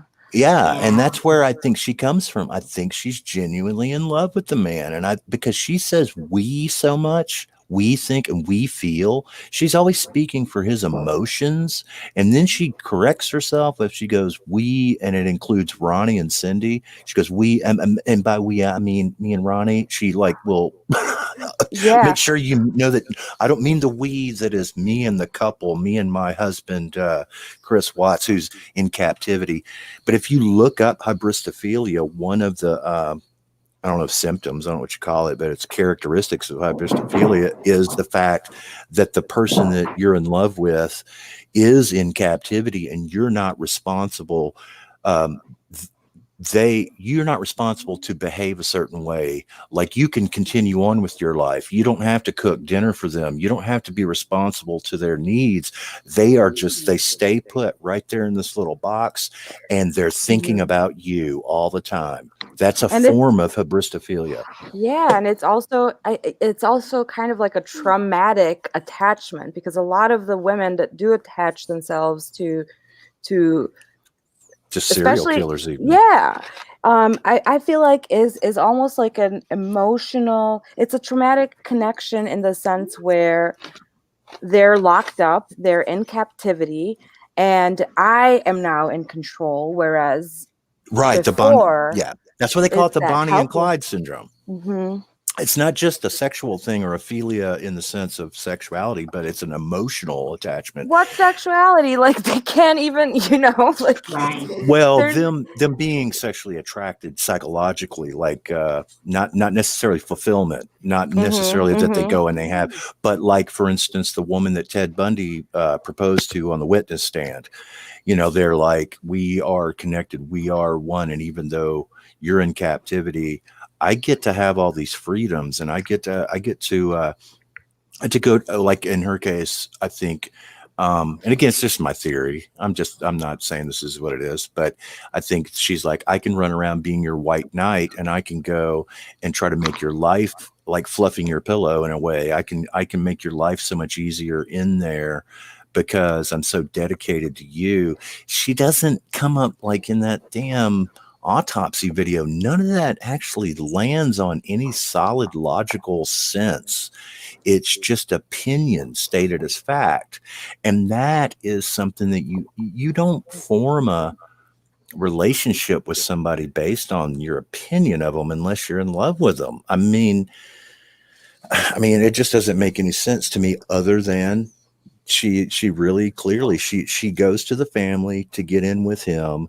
She goes to probably Cindy and tells her, I'm a regional financial services director, and she's a licensed insurance person. I can help you guys figure all this out to get his defense and so that they do, which we've got evidence of, Cindy on the phone with him saying, I talked to this Kim Kaufman who is apparently going to help you out. So she's in there and she wants to call you. Now that sounds like Kim has asked Cindy, please ask him if I can call him. And now she's in and she's got her guy and she's taking care of, now it's like she's in a relationship with him. She's taking care of the bank. Like, how Shanann was the one who did all their money. Well, now Mhm. she's doing all your money. She's like, I've got the That's Patreon going, I got the bank mhm, account.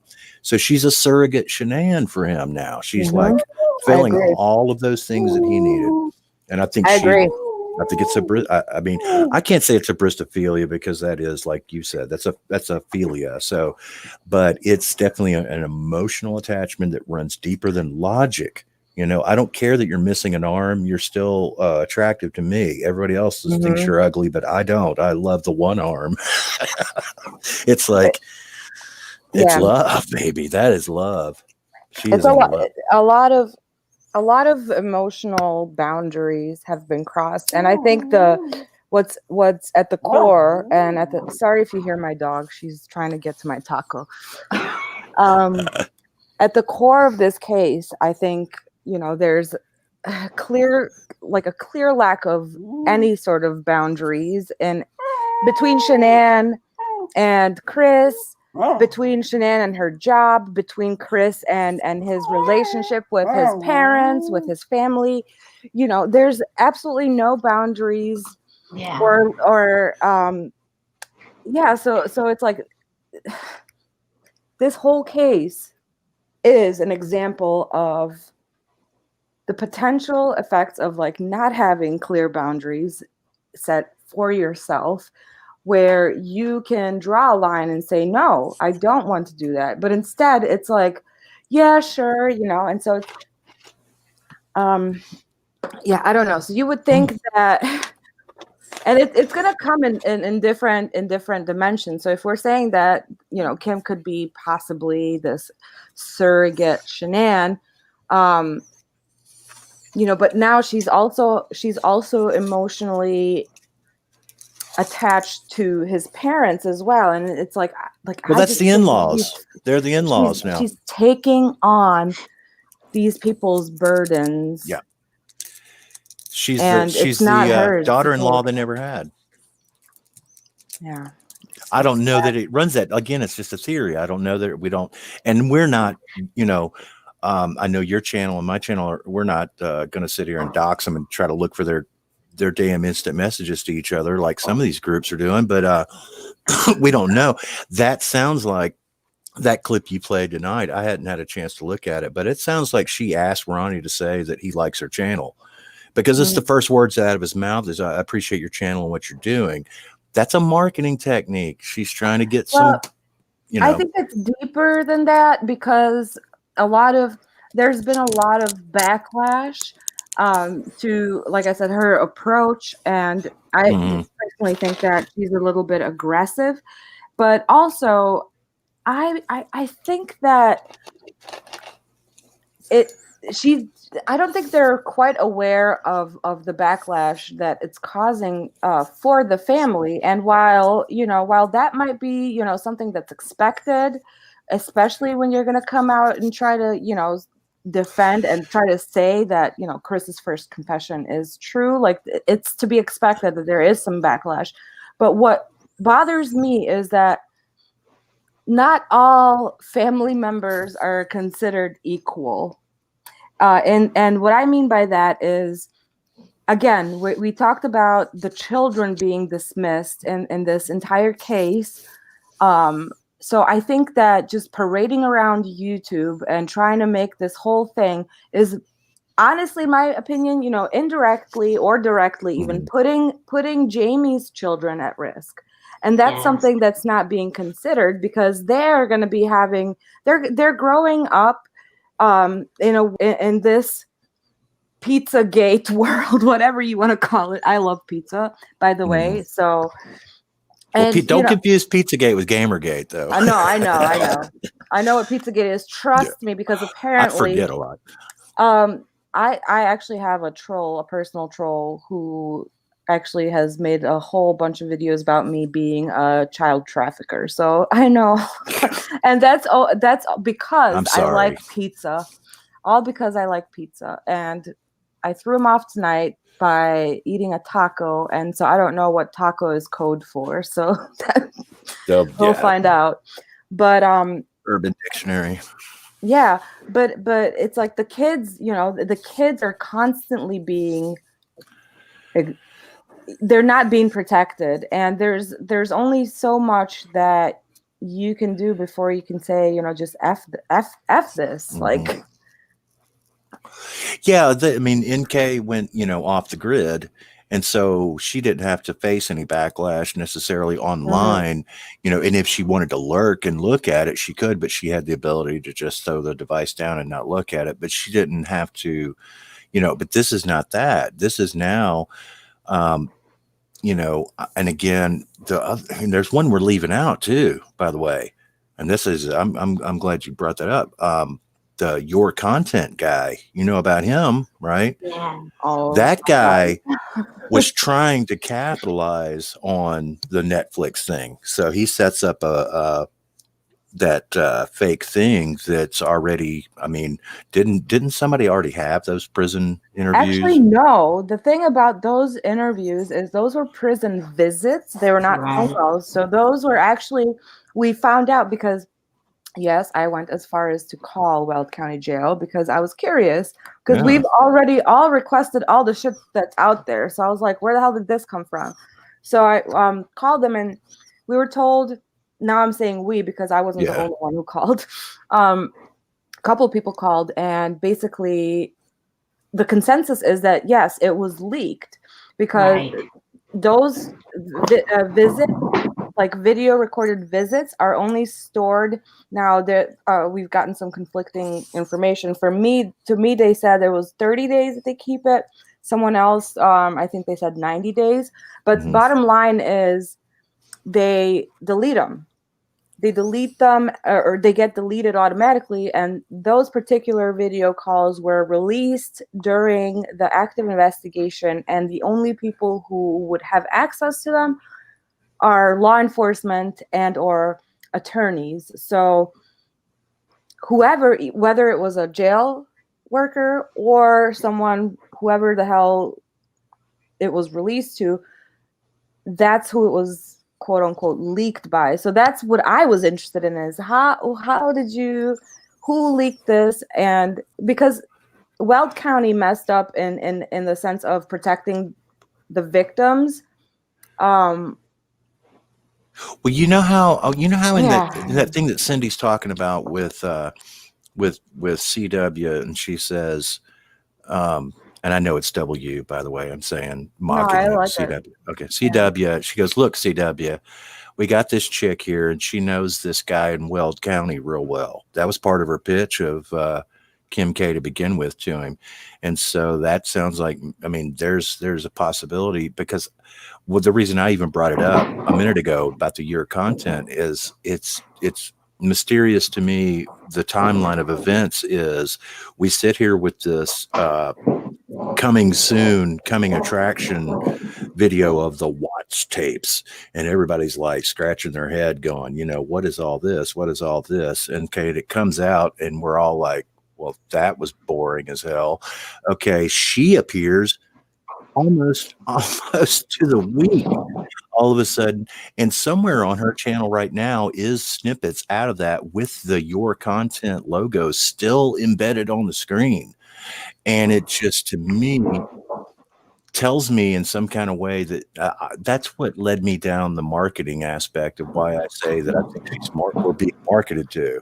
I'm not, this is just theories. I haven't gotten on the phone and financed any investigations into it, but it just seemed pretty coincidental that Your Content is tabloid. It's just pure tabloid, and it's not real news, in other words. And if you look at the guy Nick the Hat and you go down the rabbit hole on him, you find it gets worse and worse. I mean, he fraudulently made videos of hired call girls to go to a senator's house, videotaped them, and then tried to produce that as evidence that this senator was calling hookers.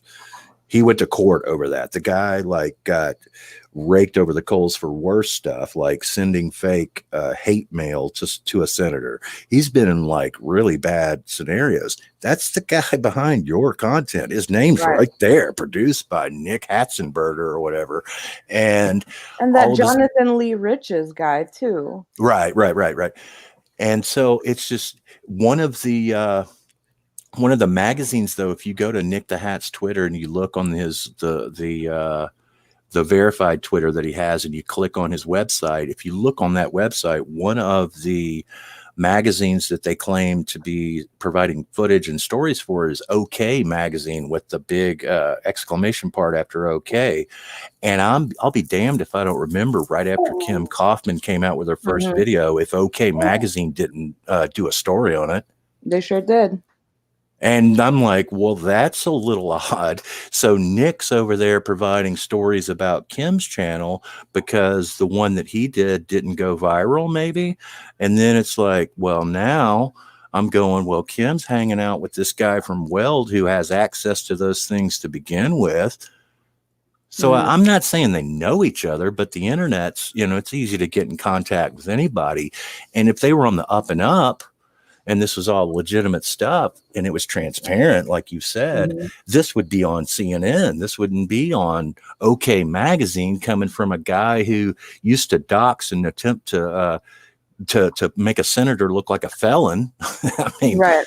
So I'm just like, I think we are being played because of that Netflix documentary. That's what I think's going on. I think that you just got people that are just bored, like I said, because there's nothing new happening. And then this guy comes out with that. And then I think Kim was like, hey, here's where you went wrong. Or something. Maybe they were on it together. I don't know.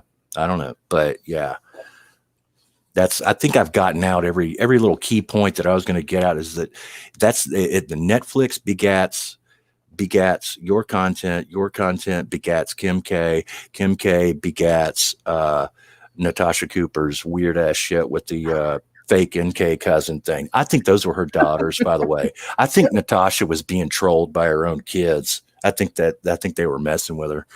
I don't know. I'm not going to comment on that because, quite frankly, I haven't even paid attention to any of that. Because let me tell you why. This is why I didn't pay attention to it. Ain't nobody got time for that. No shit. Well said. So yeah, that is a waste of time. And I've, like I said, I've moved on. I'm sick and tired of people's theories and, just all the beating of the dead horse type of thing.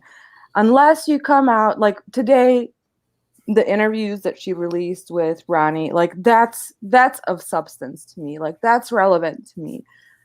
If you have evidence that we haven't seen, that's relevant to me. Like I'm tired of, he said, she said. Like that's like I'm just over it.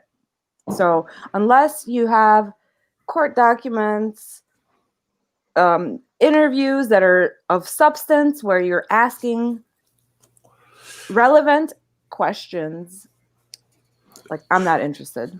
Well, she's claiming she does now, but we got to pay to see it. We got to sign up to see the rest of the Ronnie interview. You got to sign up to her Patreon now. Yeah, well, to be quite honest with you, a lot of that stuff that is, that Ronnie said isn't new. Like there have been people who have been obviously talking to the family, and a lot of that information that's out that was said in Ronnie's interview we've already known, but it's nice to get it out of his mouth, if that makes sense. That's true. Yeah, that's totally true. Yeah. I'm so tired of these spokespeople, who somehow always end up pushing their own agenda. And it's just nice. And I think that she did a good job with the questions as well. Like they weren't leading. So yeah, I don't know. I'm optimistic about that and that kind of stuff. But anything else, I don't even care. Yeah. Well, there it is. And until January or whenever the deadline runs out on the 53C, it's just all conjecture anyway. Like you said in the very beginning, until the professionals produce the written document and say, this is what we're doing. This is what happened. Yeah. And there's a lot in the discovery already that, I don't know. Yeah, let me shut up because that's a whole nother rant. Well, that's all I was wanting to call in about. I appreciate your time and letting me ramble on, but I just, Cooper just like calling me out like that. And I was like, I don't remember. She was like, oh, Crafty, and I know you were on Mandy's page talking shit about me. And I was like, what are you talking about? It's like, I don't even know who you are. And that really did. All of a sudden, I felt like I was back in high school. I was like, gee, man, I'm going to get her. But, I just had to vent. I was like, Oh, we definitely, like, that's where I was at too. And I told Caffeine Q, I told Deja, I said, can we please go live so that I could yell This went too far. into the ether? Well, you two were guardian angels because that was what I needed. I was like, I'm going to sit backstage. I don't care how long it takes. I've got to tell this is the Gamergate. I'm seeing it so far in advance. It's like, can we fast forward to the end of Gamergate, please?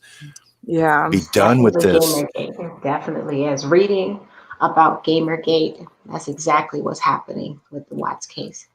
It's like doxing each other is not accomplishing anything. And if you look at the end of Gamergate, nothing changed in video games. They still, and it wasn't like it was even new. That was the other thing. I did some, research on Gamergate as it was happening. And it was like, they wrote books in the 90s about Mortal Kombat. There's a famous psychological book called From Barbie to Mortal Kombat, or From Mortal Kombat to Barbie. And it was talking about the same thing. Women are only seen as damsels in distress, and they only have secondary roles in these video games. They're all masculinity based and all this other stuff. And it's a fascinating book. And I read it, and it was just like the initial call to action. Everyone, let's all get these guys because they're bad men. It's like, well, that you're about 13, 14 years late, sweetheart. And it's like, so I could see the Gamergate side, but then I'd be over there looking at them and I'm going, is it really worth you're really going to take $80 out of your wallet and buy 80 pizzas to send to this girl's house to scare her? I'm like, is it really worth $80 to you? And turns out, if they want to send some pizza my way, hey. No, that's the kind of Pizzagate we can get into. Wouldn't that be nice? Just randomly send people pizza, exactly. Here you go. You've been Pizzagated. Mm-hmm. But thanks for letting me come on. I'm gonna let you guys get back to it. I'm not leaving. I appreciate you coming on. You're welcome anytime. I'm sorry that you were backstage for so long because I wasn't even looking. I was just ranting away. I kind of thought so. I was like, there, yeah. But I when you were playing the video, I was like, no, I wanted to hear what you two were saying about that. So that was. Well, we have we have part 2 as well, so we can play part 2, and then. Yes. Maybe comment on it and then wrap it up because I can't believe it's already almost 2. I know. However long it's been. It seems like it went by in a flash. So let me just pull up this video and I'll definitely, I'd love to come back on and keep talking because we've got level-headed conversation. That's what we're about. And it's, I get emotionally triggered when shit like this happens. Yeah. But in terms of like the case, I can't do that emotionality. And there's a lot of it in this case. And so it's like what triggered me just was over the safety. I mean, when you do what she did tonight, I mean, like I said, this lady has children. You're putting her safety, the safety of her children in danger because there are a lot of unhinged people attached to this case. And who's to say someone would not, take out the time to try to go after her because of what she's saying, and they don't like it. Yeah, so let me. Okay, I'm gonna jump off, and I'm in the chat room. Sounds good. Okay. All right, got it. Thanks. All right. How did I end up on Target's page? Oh, get it together. Get it together. All right. So let me see. Let me know if you can hear this time around. Okay. Yeah. So Yes, what I about can hear. the property from Chris's house? Did you ever receive all of his belongings? Did you receive any of the girls' belongings? Nothing from the girls. Actually, Frank brought back some of Chris's jerseys and stuff and brought back. We met here in Fayetteville and he gave them to me and stuff. And I called, tried to get, they sent me his wallet. I called the DA trying to get his phone and he refused to return it to me. And I said, the reason behind that. And he said, well, he had heard on through People Magazine or whatever that Christopher might be appealing this case, so he will not give me his phone. Well, that's weird because, I mean, that would only be something that's a recent conversation. So they've had 2 years to return it to you. Yeah, exactly. Exactly. Interesting. And, So go ahead. Another thing, the night before the sentencing, we actually got to see the assistant DA. We didn't get to see the assistant DA. So we went over to see him that night with the so-called victims advocate person and talked to him. And we went in there and sat down with him and we was talking. And I asked him, what evidence do you have? And he said, well, we have a theory. I said, well, what evidence do you have? And he kept saying, we got a theory. He would never tell me what evidence. He never showed us any evidence. He never said he had any evidence. He said, we have a theory. what did you think of that when he said that to you? Well, it's the same song and dance he did in this interview after sentencing. He never would say what he showed us because he didn't show us anything at all. Yeah, that is crazy. So Jean Powers, you mentioned her, the victim's advocate. Well, first of all, you guys weren't recognized. First of all, can I just jump in here? And first of all, Kim, Jean Powers is not a victim's advocate. Right, Deja? She is a lawyer, and she referred to the Watts as her clients. So just wanted to throw that out there. As victims from the very beginning, were you? No, not till right before the sentencing. We was at the hotel with her right before we went over. Me and Cindy both wrote out what we was going to say. We asked her what she was going to say. She said she was going to wing it. And we had no idea what she was going to say when she got up there. And we was just shocked as everybody else was what she said, because we did not agree with anything she said. I remember that. Yeah. Calling Yeah. Cindy and you guys right after saying, what's going on? And Yeah. Cindy had no idea what I was talking about because she didn't even hear. She said you guys were so nervous. Yeah. What were you feeling when you were in the courtroom that day? What was going through your mind? How was that seeing Chris there? Like, what was that whole experience like for you? Well, that was only the second time we've seen him, and from the time it happened till the sentencing, and it was hard, very hard for us. But we still love our son no matter what, and it's very hard to go through losing the grandchildren and everything, and it's been real hard on us the last 2 years. But we was there for him because the whole world is against him right now. So I guess we're the only ones he's got left. Yeah, obviously you guys have a very tight relationship with Chris. Yeah. Yeah. You guys talk to him every night, right? Yeah, when he gets a call, sometimes they've been on lockdown because of the COVID and stuff. Sometimes he gets calls, sometimes he don't. So we talk to him whenever he can get out to call us. Now, did you guys ever they mentioned in the court through this process that you guys were able to speak to Chris about the plea deal? You guys agreed to it. Is that true? No, that was totally false. When we got to talk to him the night before the plea deal, we were told not to discuss the case, and if we did, they'd shut it down. We could have all the small talk we wanted to, but not to mention the case. And one time, Cindy did ask him, Chris, if you did not do this, please do not plead guilty or accept the plea deal. And he turned and looked at his attorneys. We had some attorneys behind us, and he had attorneys with him. He turned around and looked at them, turned back, looked at Cindy and said, Mom, I made my decision. He didn't say I did it. He said, Mom, I made my decision. So they kept telling him it didn't matter if it's 1 or 3, he's still going to get life in prison. And all they're trying to do right now is save his life. Now, the defense came out to your guys' house one time, right? What was that experience like? What did they tell you then? Basically the same thing. I mean, they come out right after we had a hurricane and stuff down here. And they sat down with us and told us more or less. I mean, they're just trying to save his life. You know, said it didn't matter 1 or 3. I mean, he's still going to get life in prison. Are you guys ever worried about, they said the plea deal was done based on taking the death penalty off the table. Were you guys ever concerned about the death penalty? Not in Colorado. Yeah. It ain't happened in probably 30, 40 years, if then. I'm not sure the last time they put somebody to death. Right. Now, some things after, there's been a lot of questions about the DNA of the baby. Have you guys ever requested that? And have you guys received the DNA evidence? Never received it. That one time I did talk to Mr. Work. I asked him about it, about the who the father of the baby was. He said Chris, and that's all he said. About the other person that was questionable about that, his name is also Chris. So you can take it that's what it's worth.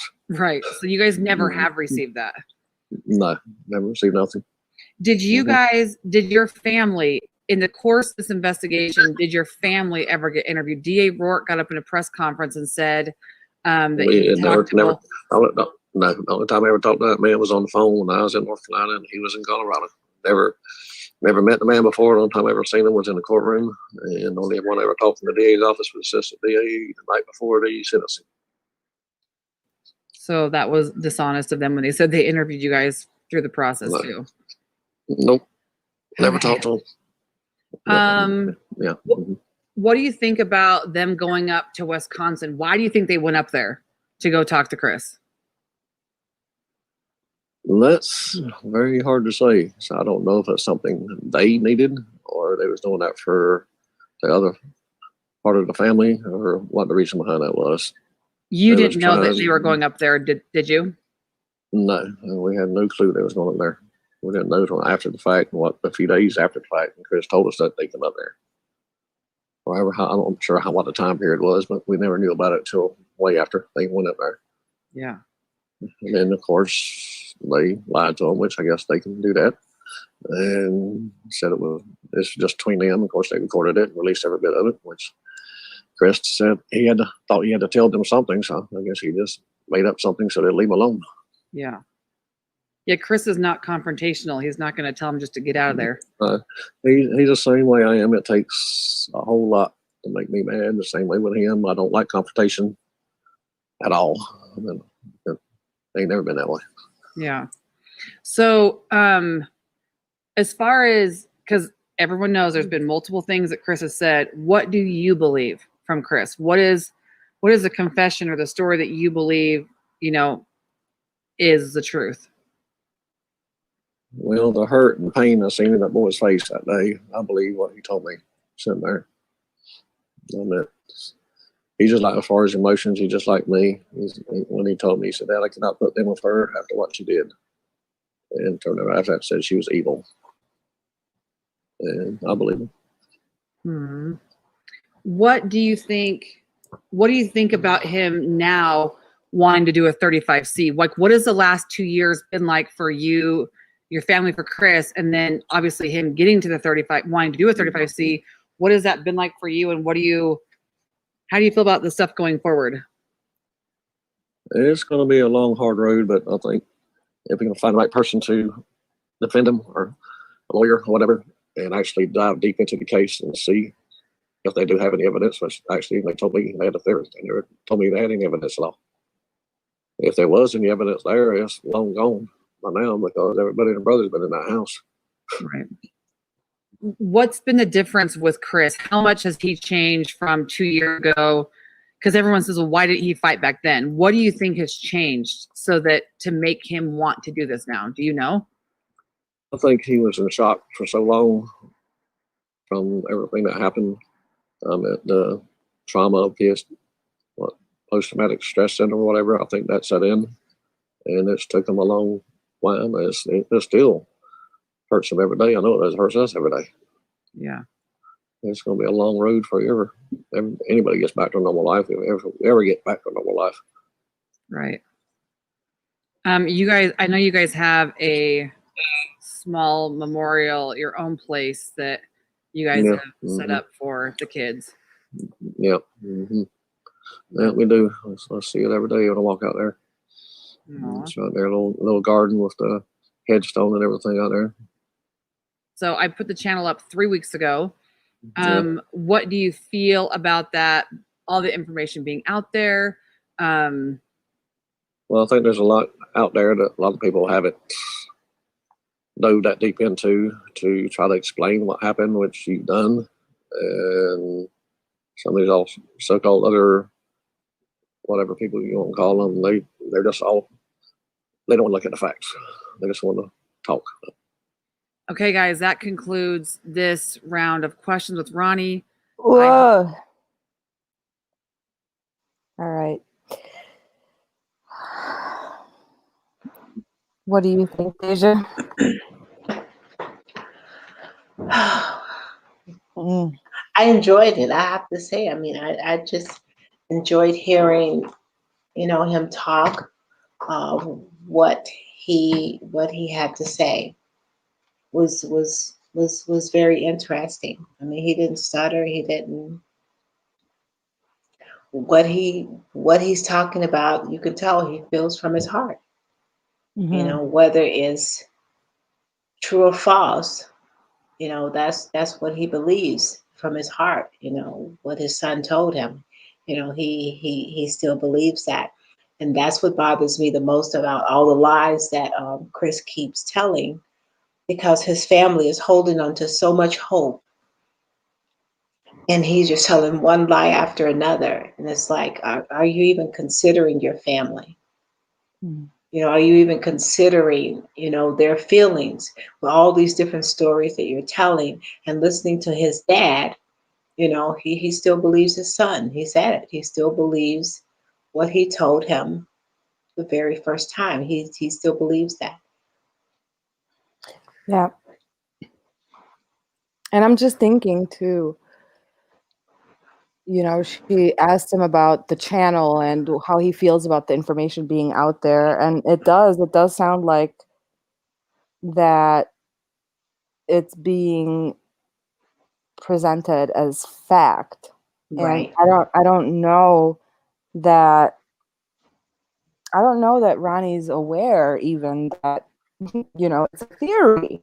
That's Exactly. also a theory, so, and it's always gonna be a theory that's either going to be proven or disproven, and that's again up to the court. So I think a lot of the Exactly. backlash too that Kim has seen is because of that.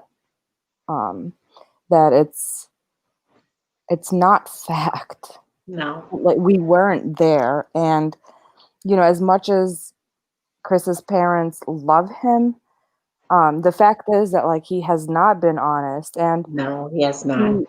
he Ronnie can believe him, he's his father, but as for us, Right. we can't pick and choose what we want to No, believe. we can't. So yeah, I mean, even the same thing with what people feel about, Cindy. People say so many different horrible, things about her because of some of the things that have been said.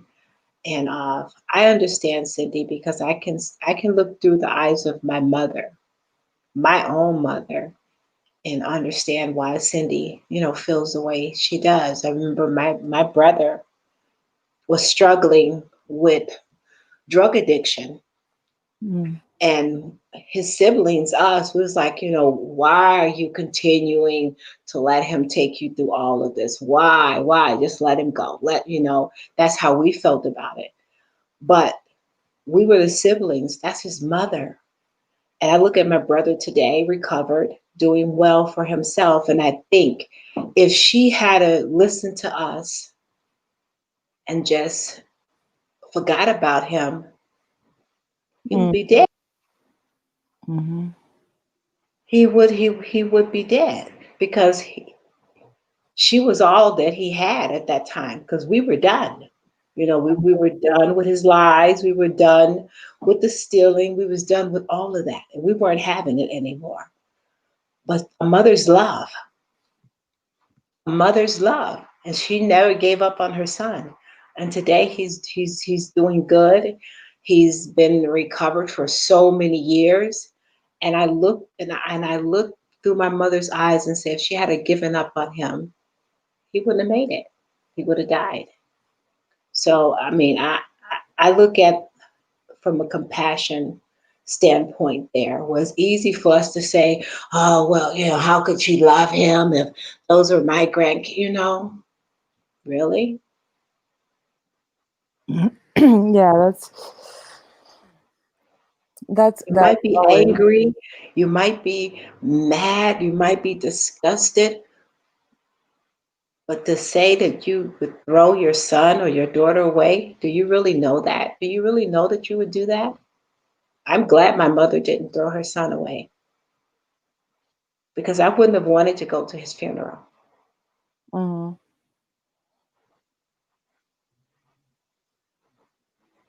Yeah, Rochelle says drug addiction and murdering your family are different, but they're different.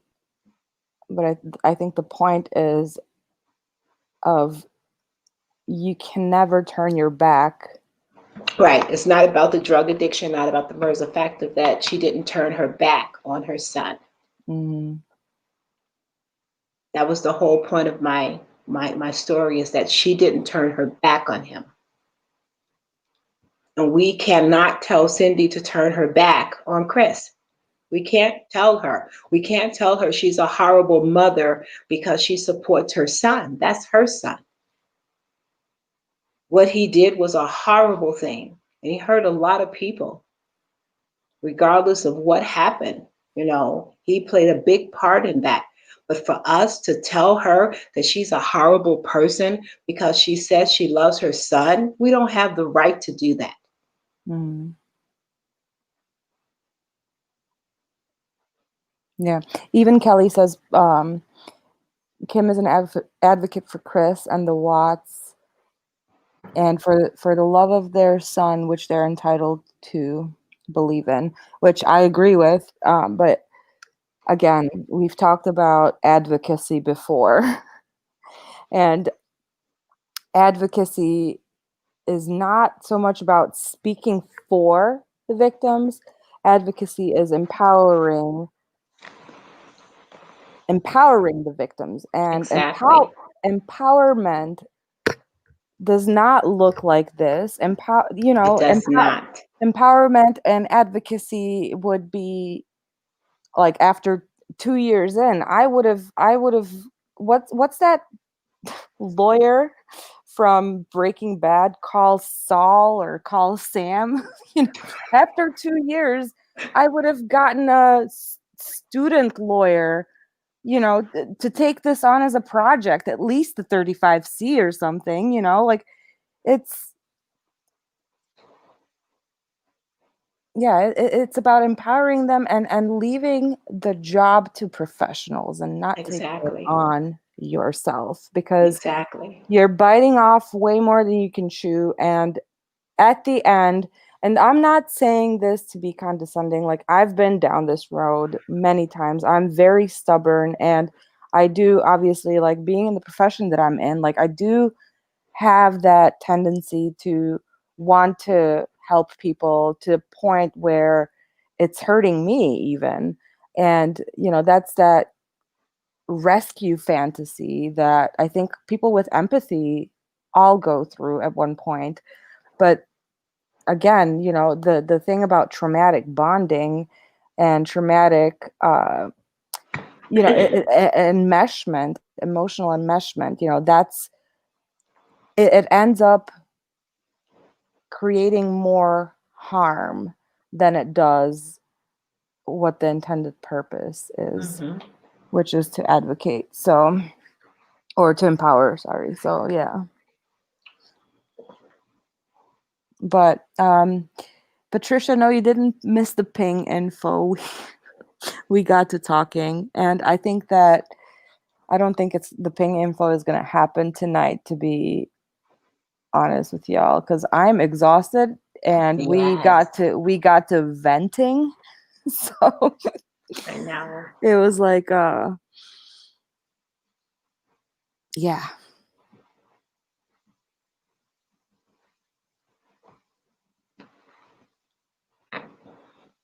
Allie, I'm fine. I know a lot of people are really emotionally invested, in this case and everything that is going on. But when you stand, when you really have to be unbiased when it comes down to somebody's feelings as a mother, you know, you can't keep looking at what she said, what she said. I'm looking at her as a mother, not what came out of her mouth.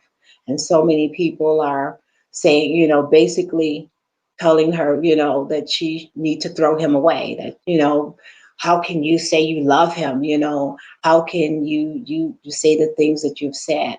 I just look at her as being a mother through the eyes of my own mother. I saw a question that I wanted to address. Someone said something about where is it now?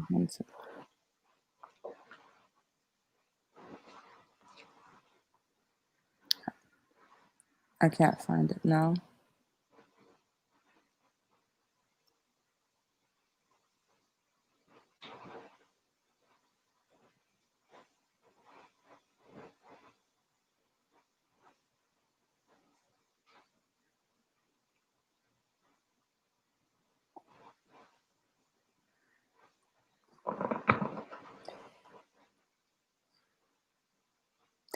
Even Kelly says, or Kaylee, I don't even know if I'm pronouncing this right, says that some people have more insight than others, and YouTube is biased, Patreon is not.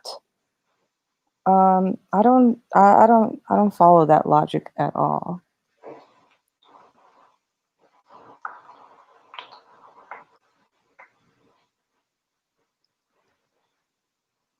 I don't think your objectivity should depend on the platform that you're on.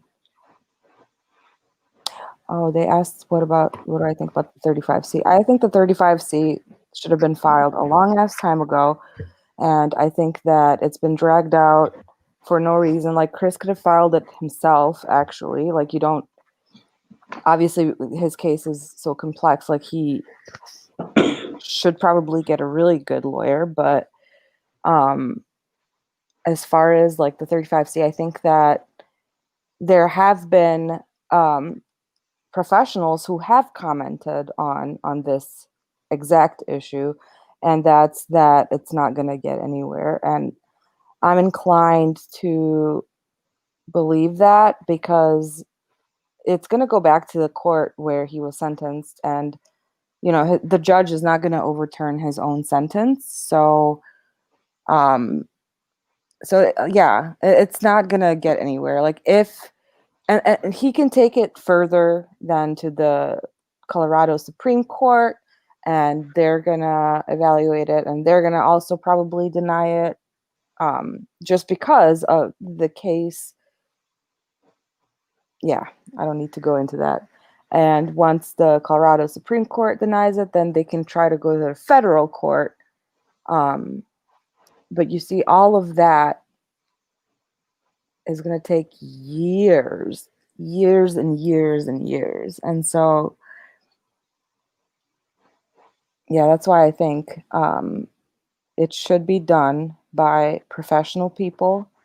And this is going to be a very long road. And if he chooses to pursue it, but it's going to be an uphill battle, and creating drama and quote unquote enemies is not going to help the families get through that. Right. Truth seeker, you're right. That's why I'm you know, kind of fed up with Chris telling all these lies by omission. You know, he's hurting his family who is sticking by him and loving him through it all. And he just keeps lying and lying and lying. Yeah. Even though, you know, the channel wants to say he's not a liar, he is a liar. And if he wasn't, he became one really quickly. He became one in the last 2 years. So I don't know what he was before, but he's a liar now through all the stories that he has told. They're lies, one on top of the other. And he's destroying his family through his lies. Yeah.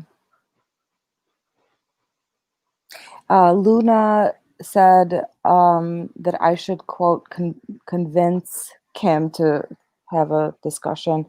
And I've had a conversation, a phone conversation with Kim. It wasn't public, but it pretty much, I mean, a lot of the evidence that the theories, basically, the theoretical rabbit holes that we went down, you know, I like that she can reference the discovery.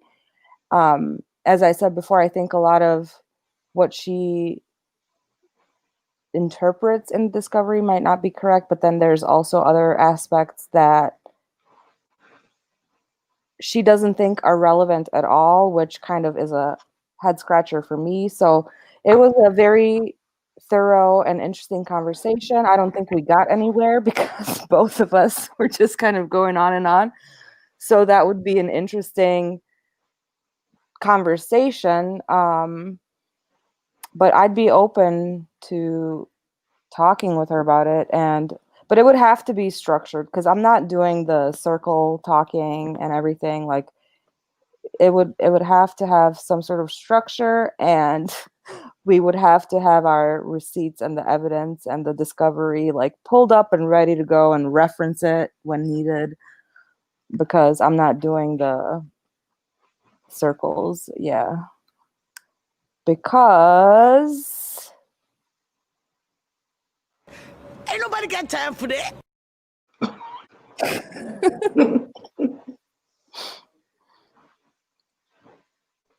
so yeah.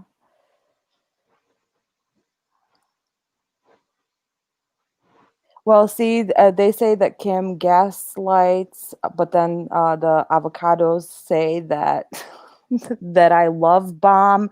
So there would be all kinds of Hiroshima going on up in this bitch if both of us were on here. It would get heated. That's why I mean, like, there would have to be structure. We would have to have like a mediator or whatever they're called, moderator, not mediator. So somebody needs to be in charge of the mute button.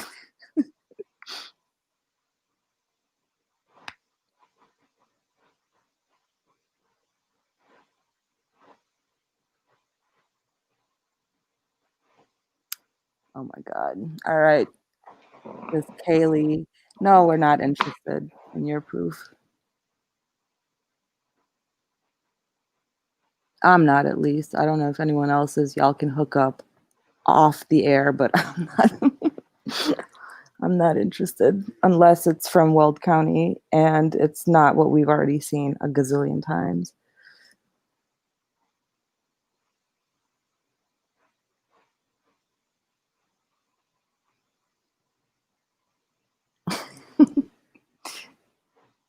Yeah, we would need someone neutral in charge of the mute button.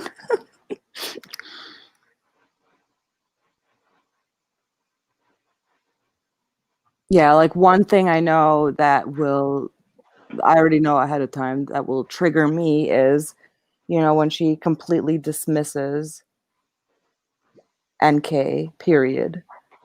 It's like, you don't even like have any questions, like, And the disposal too. and of course, oh my gosh, I don't Yeah. Because you see, I don't understand, because it's like that is part of his sentence. Like Mm-hmm. he has been convicted and sentenced for that specific act or acts, and saying like, well, he just didn't know what to do is not gonna do it. No.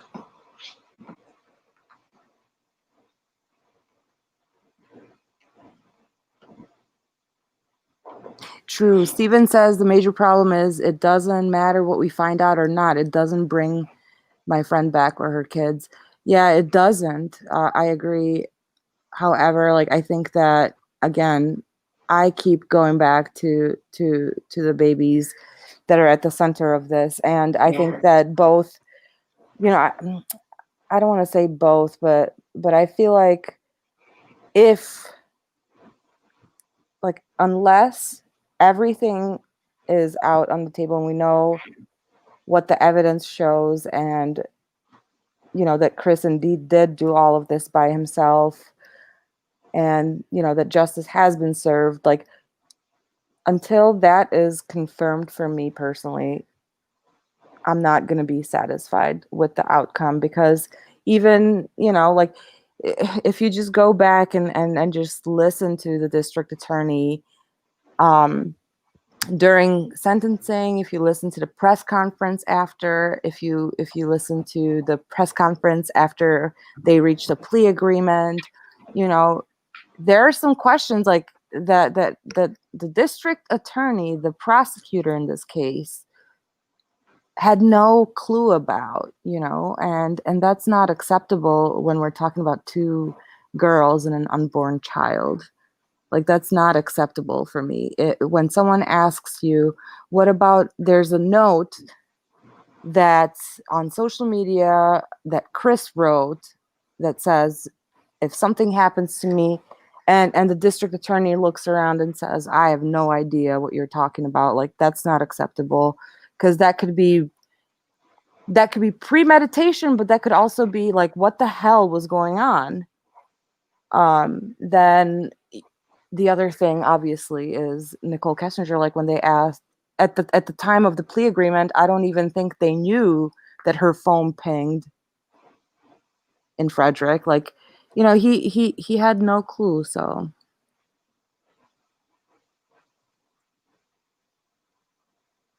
Kaylee couldn't contain herself, or Kelly, or whatever. No, they usually can't. That's the problem. People are too emotionally invested in this case like that. Yeah. Yeah, that's the thing. Like, if you can't regulate your emotions Yeah. and you resort to that kind of behavior, Yeah. Name calling and just ridiculous. and that baiting, like, I have evidence, who wants to see it? Like, girl, but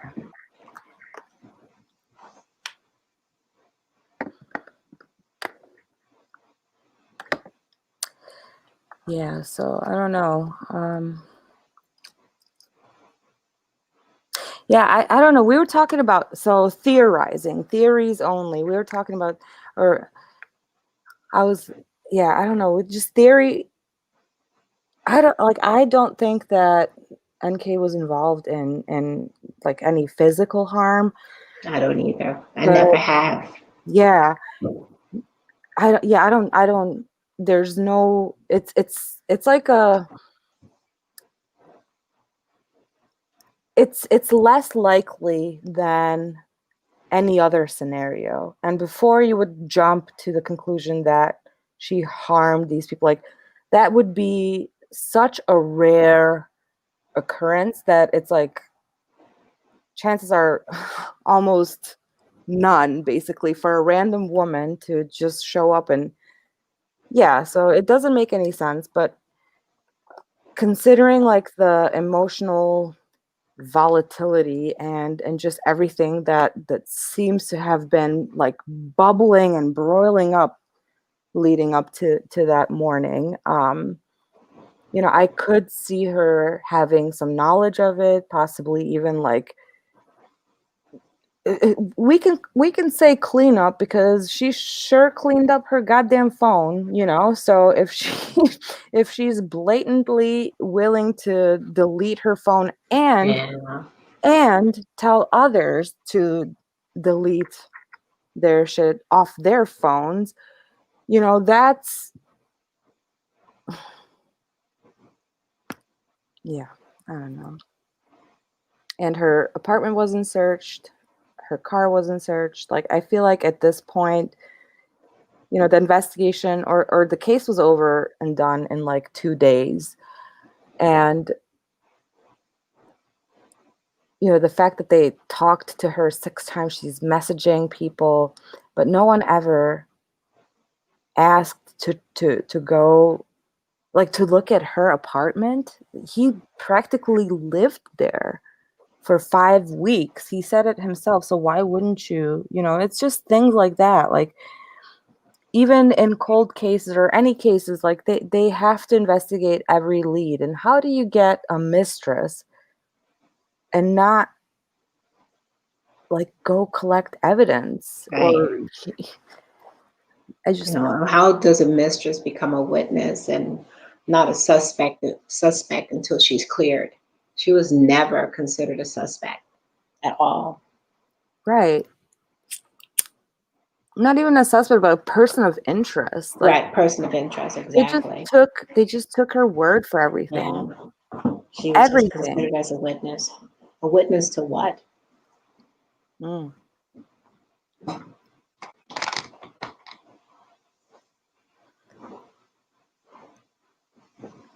Renee is asking if I think if Chris had enough time at Servi.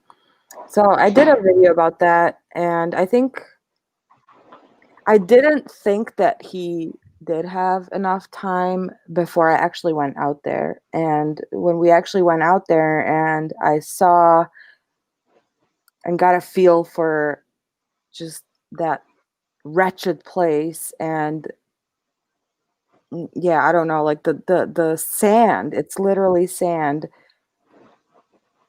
It would be easy to dig a shallow grave and maybe even like 10-15 minutes, and he was there for an hour and a half by himself. So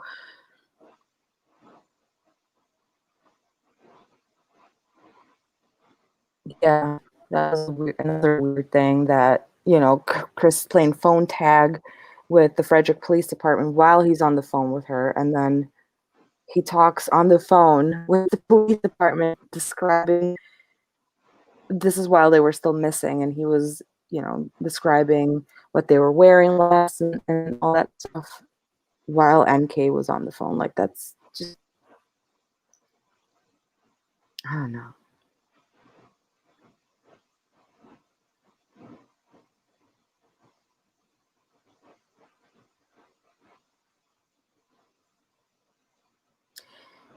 Yeah, I did go deep, and what was the deepest? I can't even remember, but wasn't like the deepest part of the thing like 8 inches or something like that?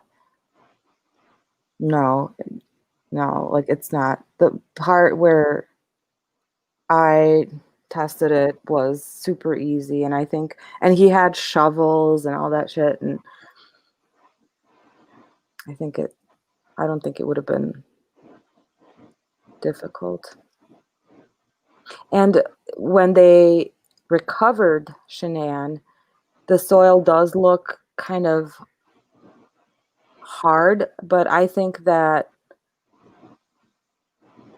night before they recovered the bodies, it was like raining and it was pretty bad weather. So I think that's another thing to take into account as well. He did, Shelby. He made a couple of phone calls and he text messaged a lot while he was out there.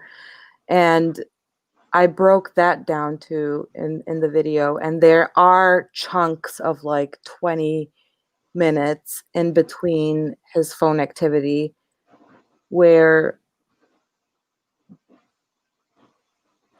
you know, I don't know, where I think altogether it was probably like 40 minutes to an hour.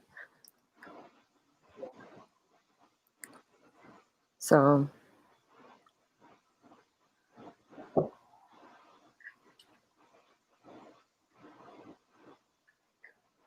that's a good question, Teresa.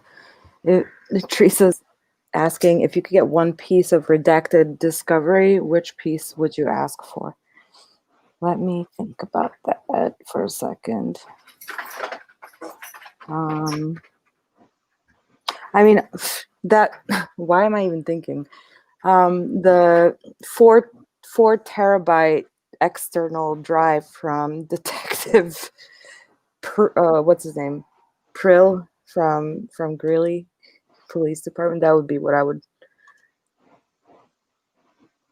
want. Actually, that's all I would want. I would disappear. If I ever got my hands on that 4 terabyte external drive with all that good stuff on it, I think I would like disappear for like, I would reemerge like 6 years later with like a cave woman. I'm back.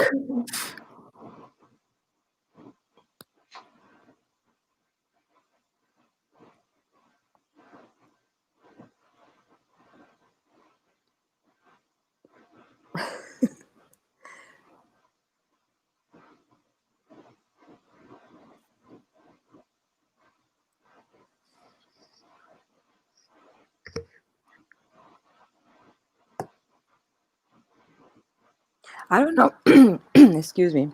I don't know what it is. I just, I don't know. I love reading like official documents, you know? It's like, I don't know. Maybe that's just me, but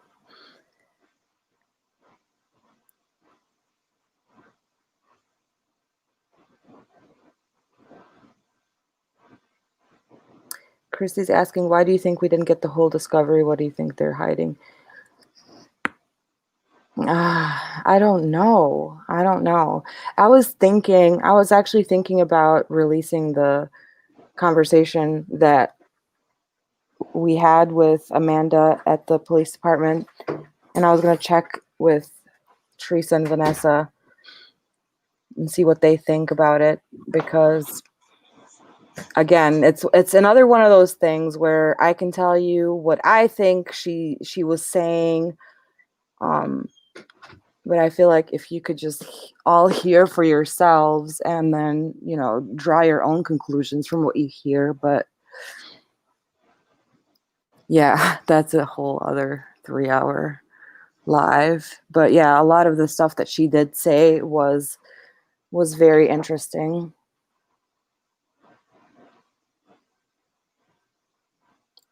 But I guess what they're hiding, I don't know that.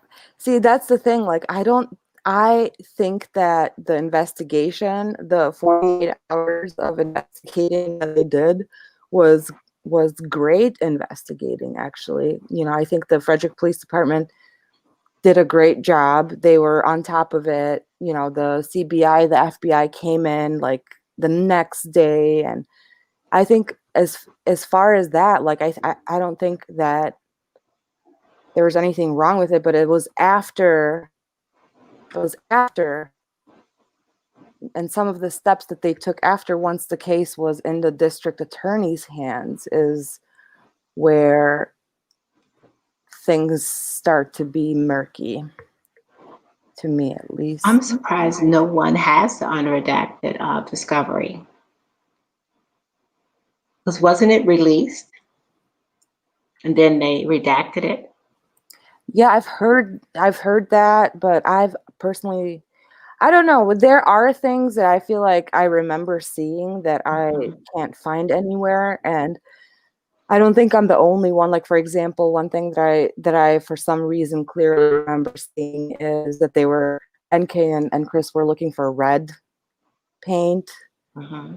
um, for like the spray paint or whatever. And then the other thing that I feel like I clearly remember seeing was that picture that he took of his work laptop while he was in the truck. And I remember that it was like really blurry, and you can make out anything because it was basically it was a thumbnail of a photo that Mm-hmm.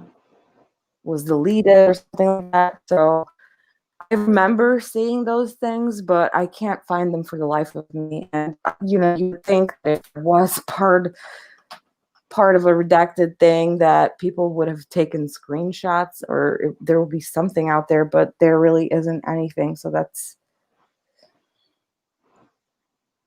where I get confused. Okay.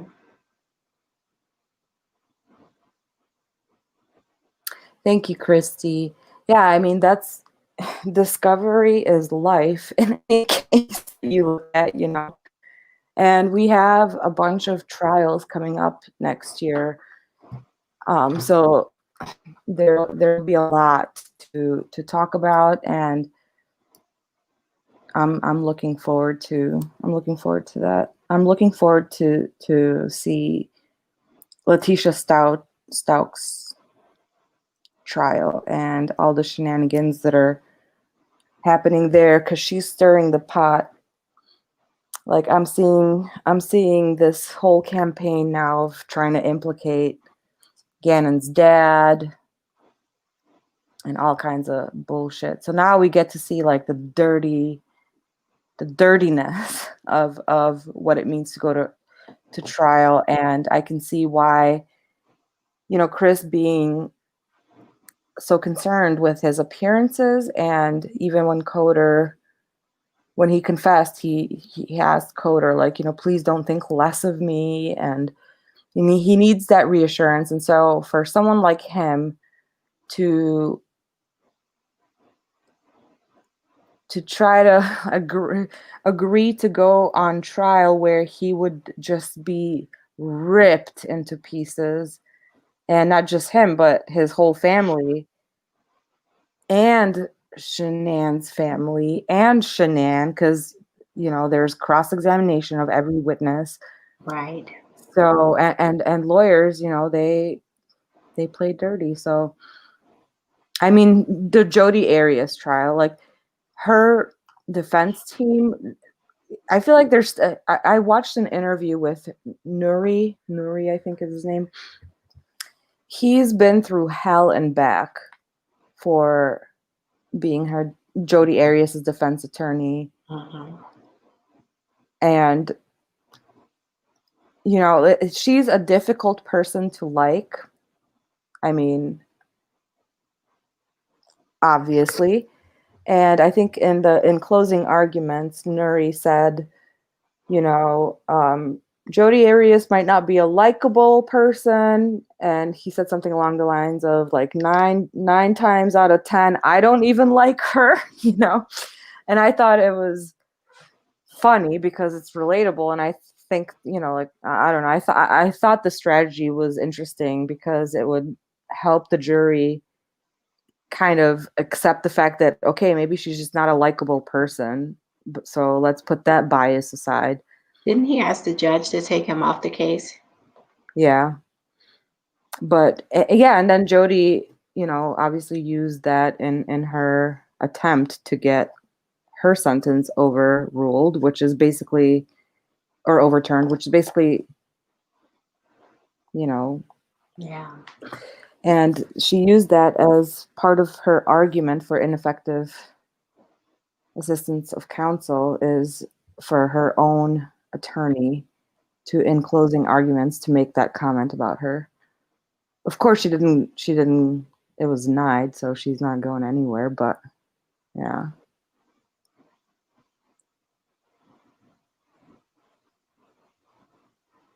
Yeah, I remember him saying that he wasn't happy about being made to stay on that case.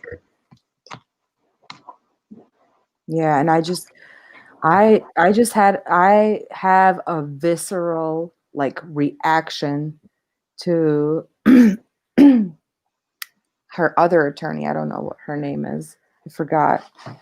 But I just couldn't stand her voice.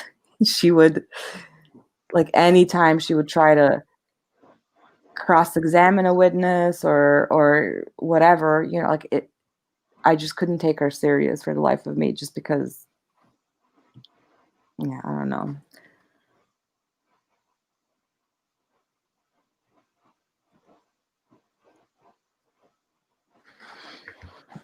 Okay, well, shall we wrap it up?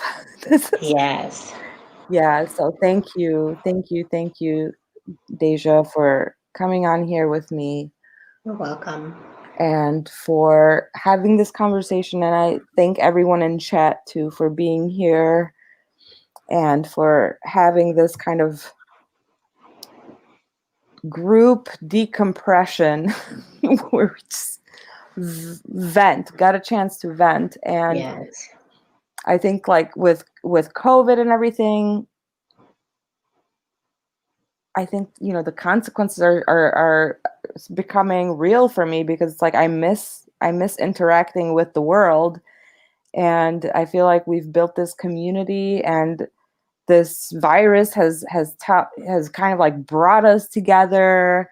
So I really appreciate you guys tuning in and listening to us just discuss everything. I mean, I feel like we're all going through this together as a community, and rather than putting each other down and putting each other in harm's way, I think that we should promote more of a healthy conversation. And Yes.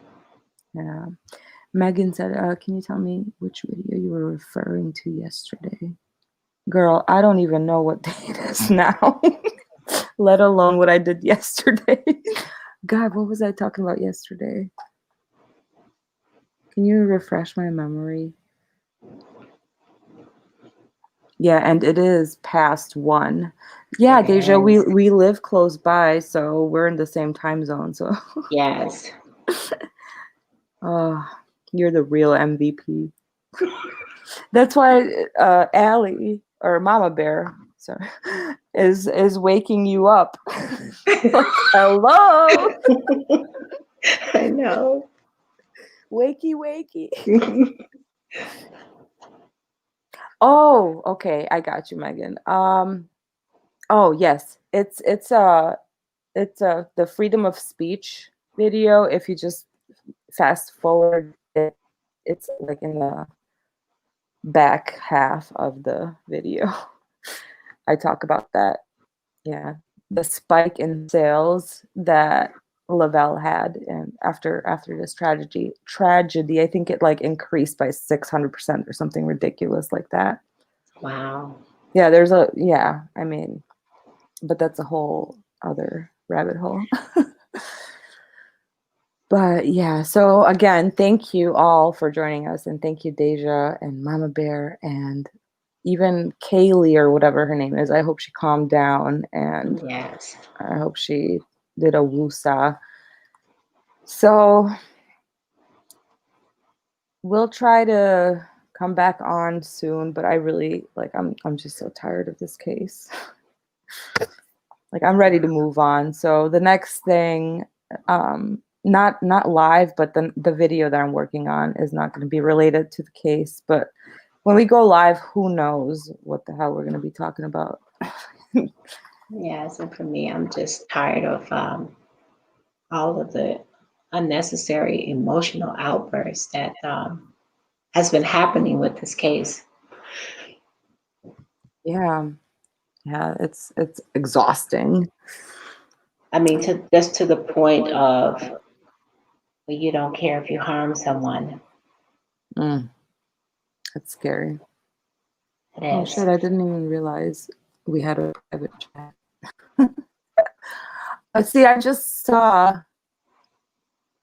Oh my gosh. See, I didn't even see this. I'm looking through these tabs here in StreamYard, and I just realized that Crafton has been messaging in the private chat as well, and I had no idea. So I'm sorry. I've just been not seeing anything. But anyways, good night. And Yes, good night, everyone. shall we close it with a cat video? Yes.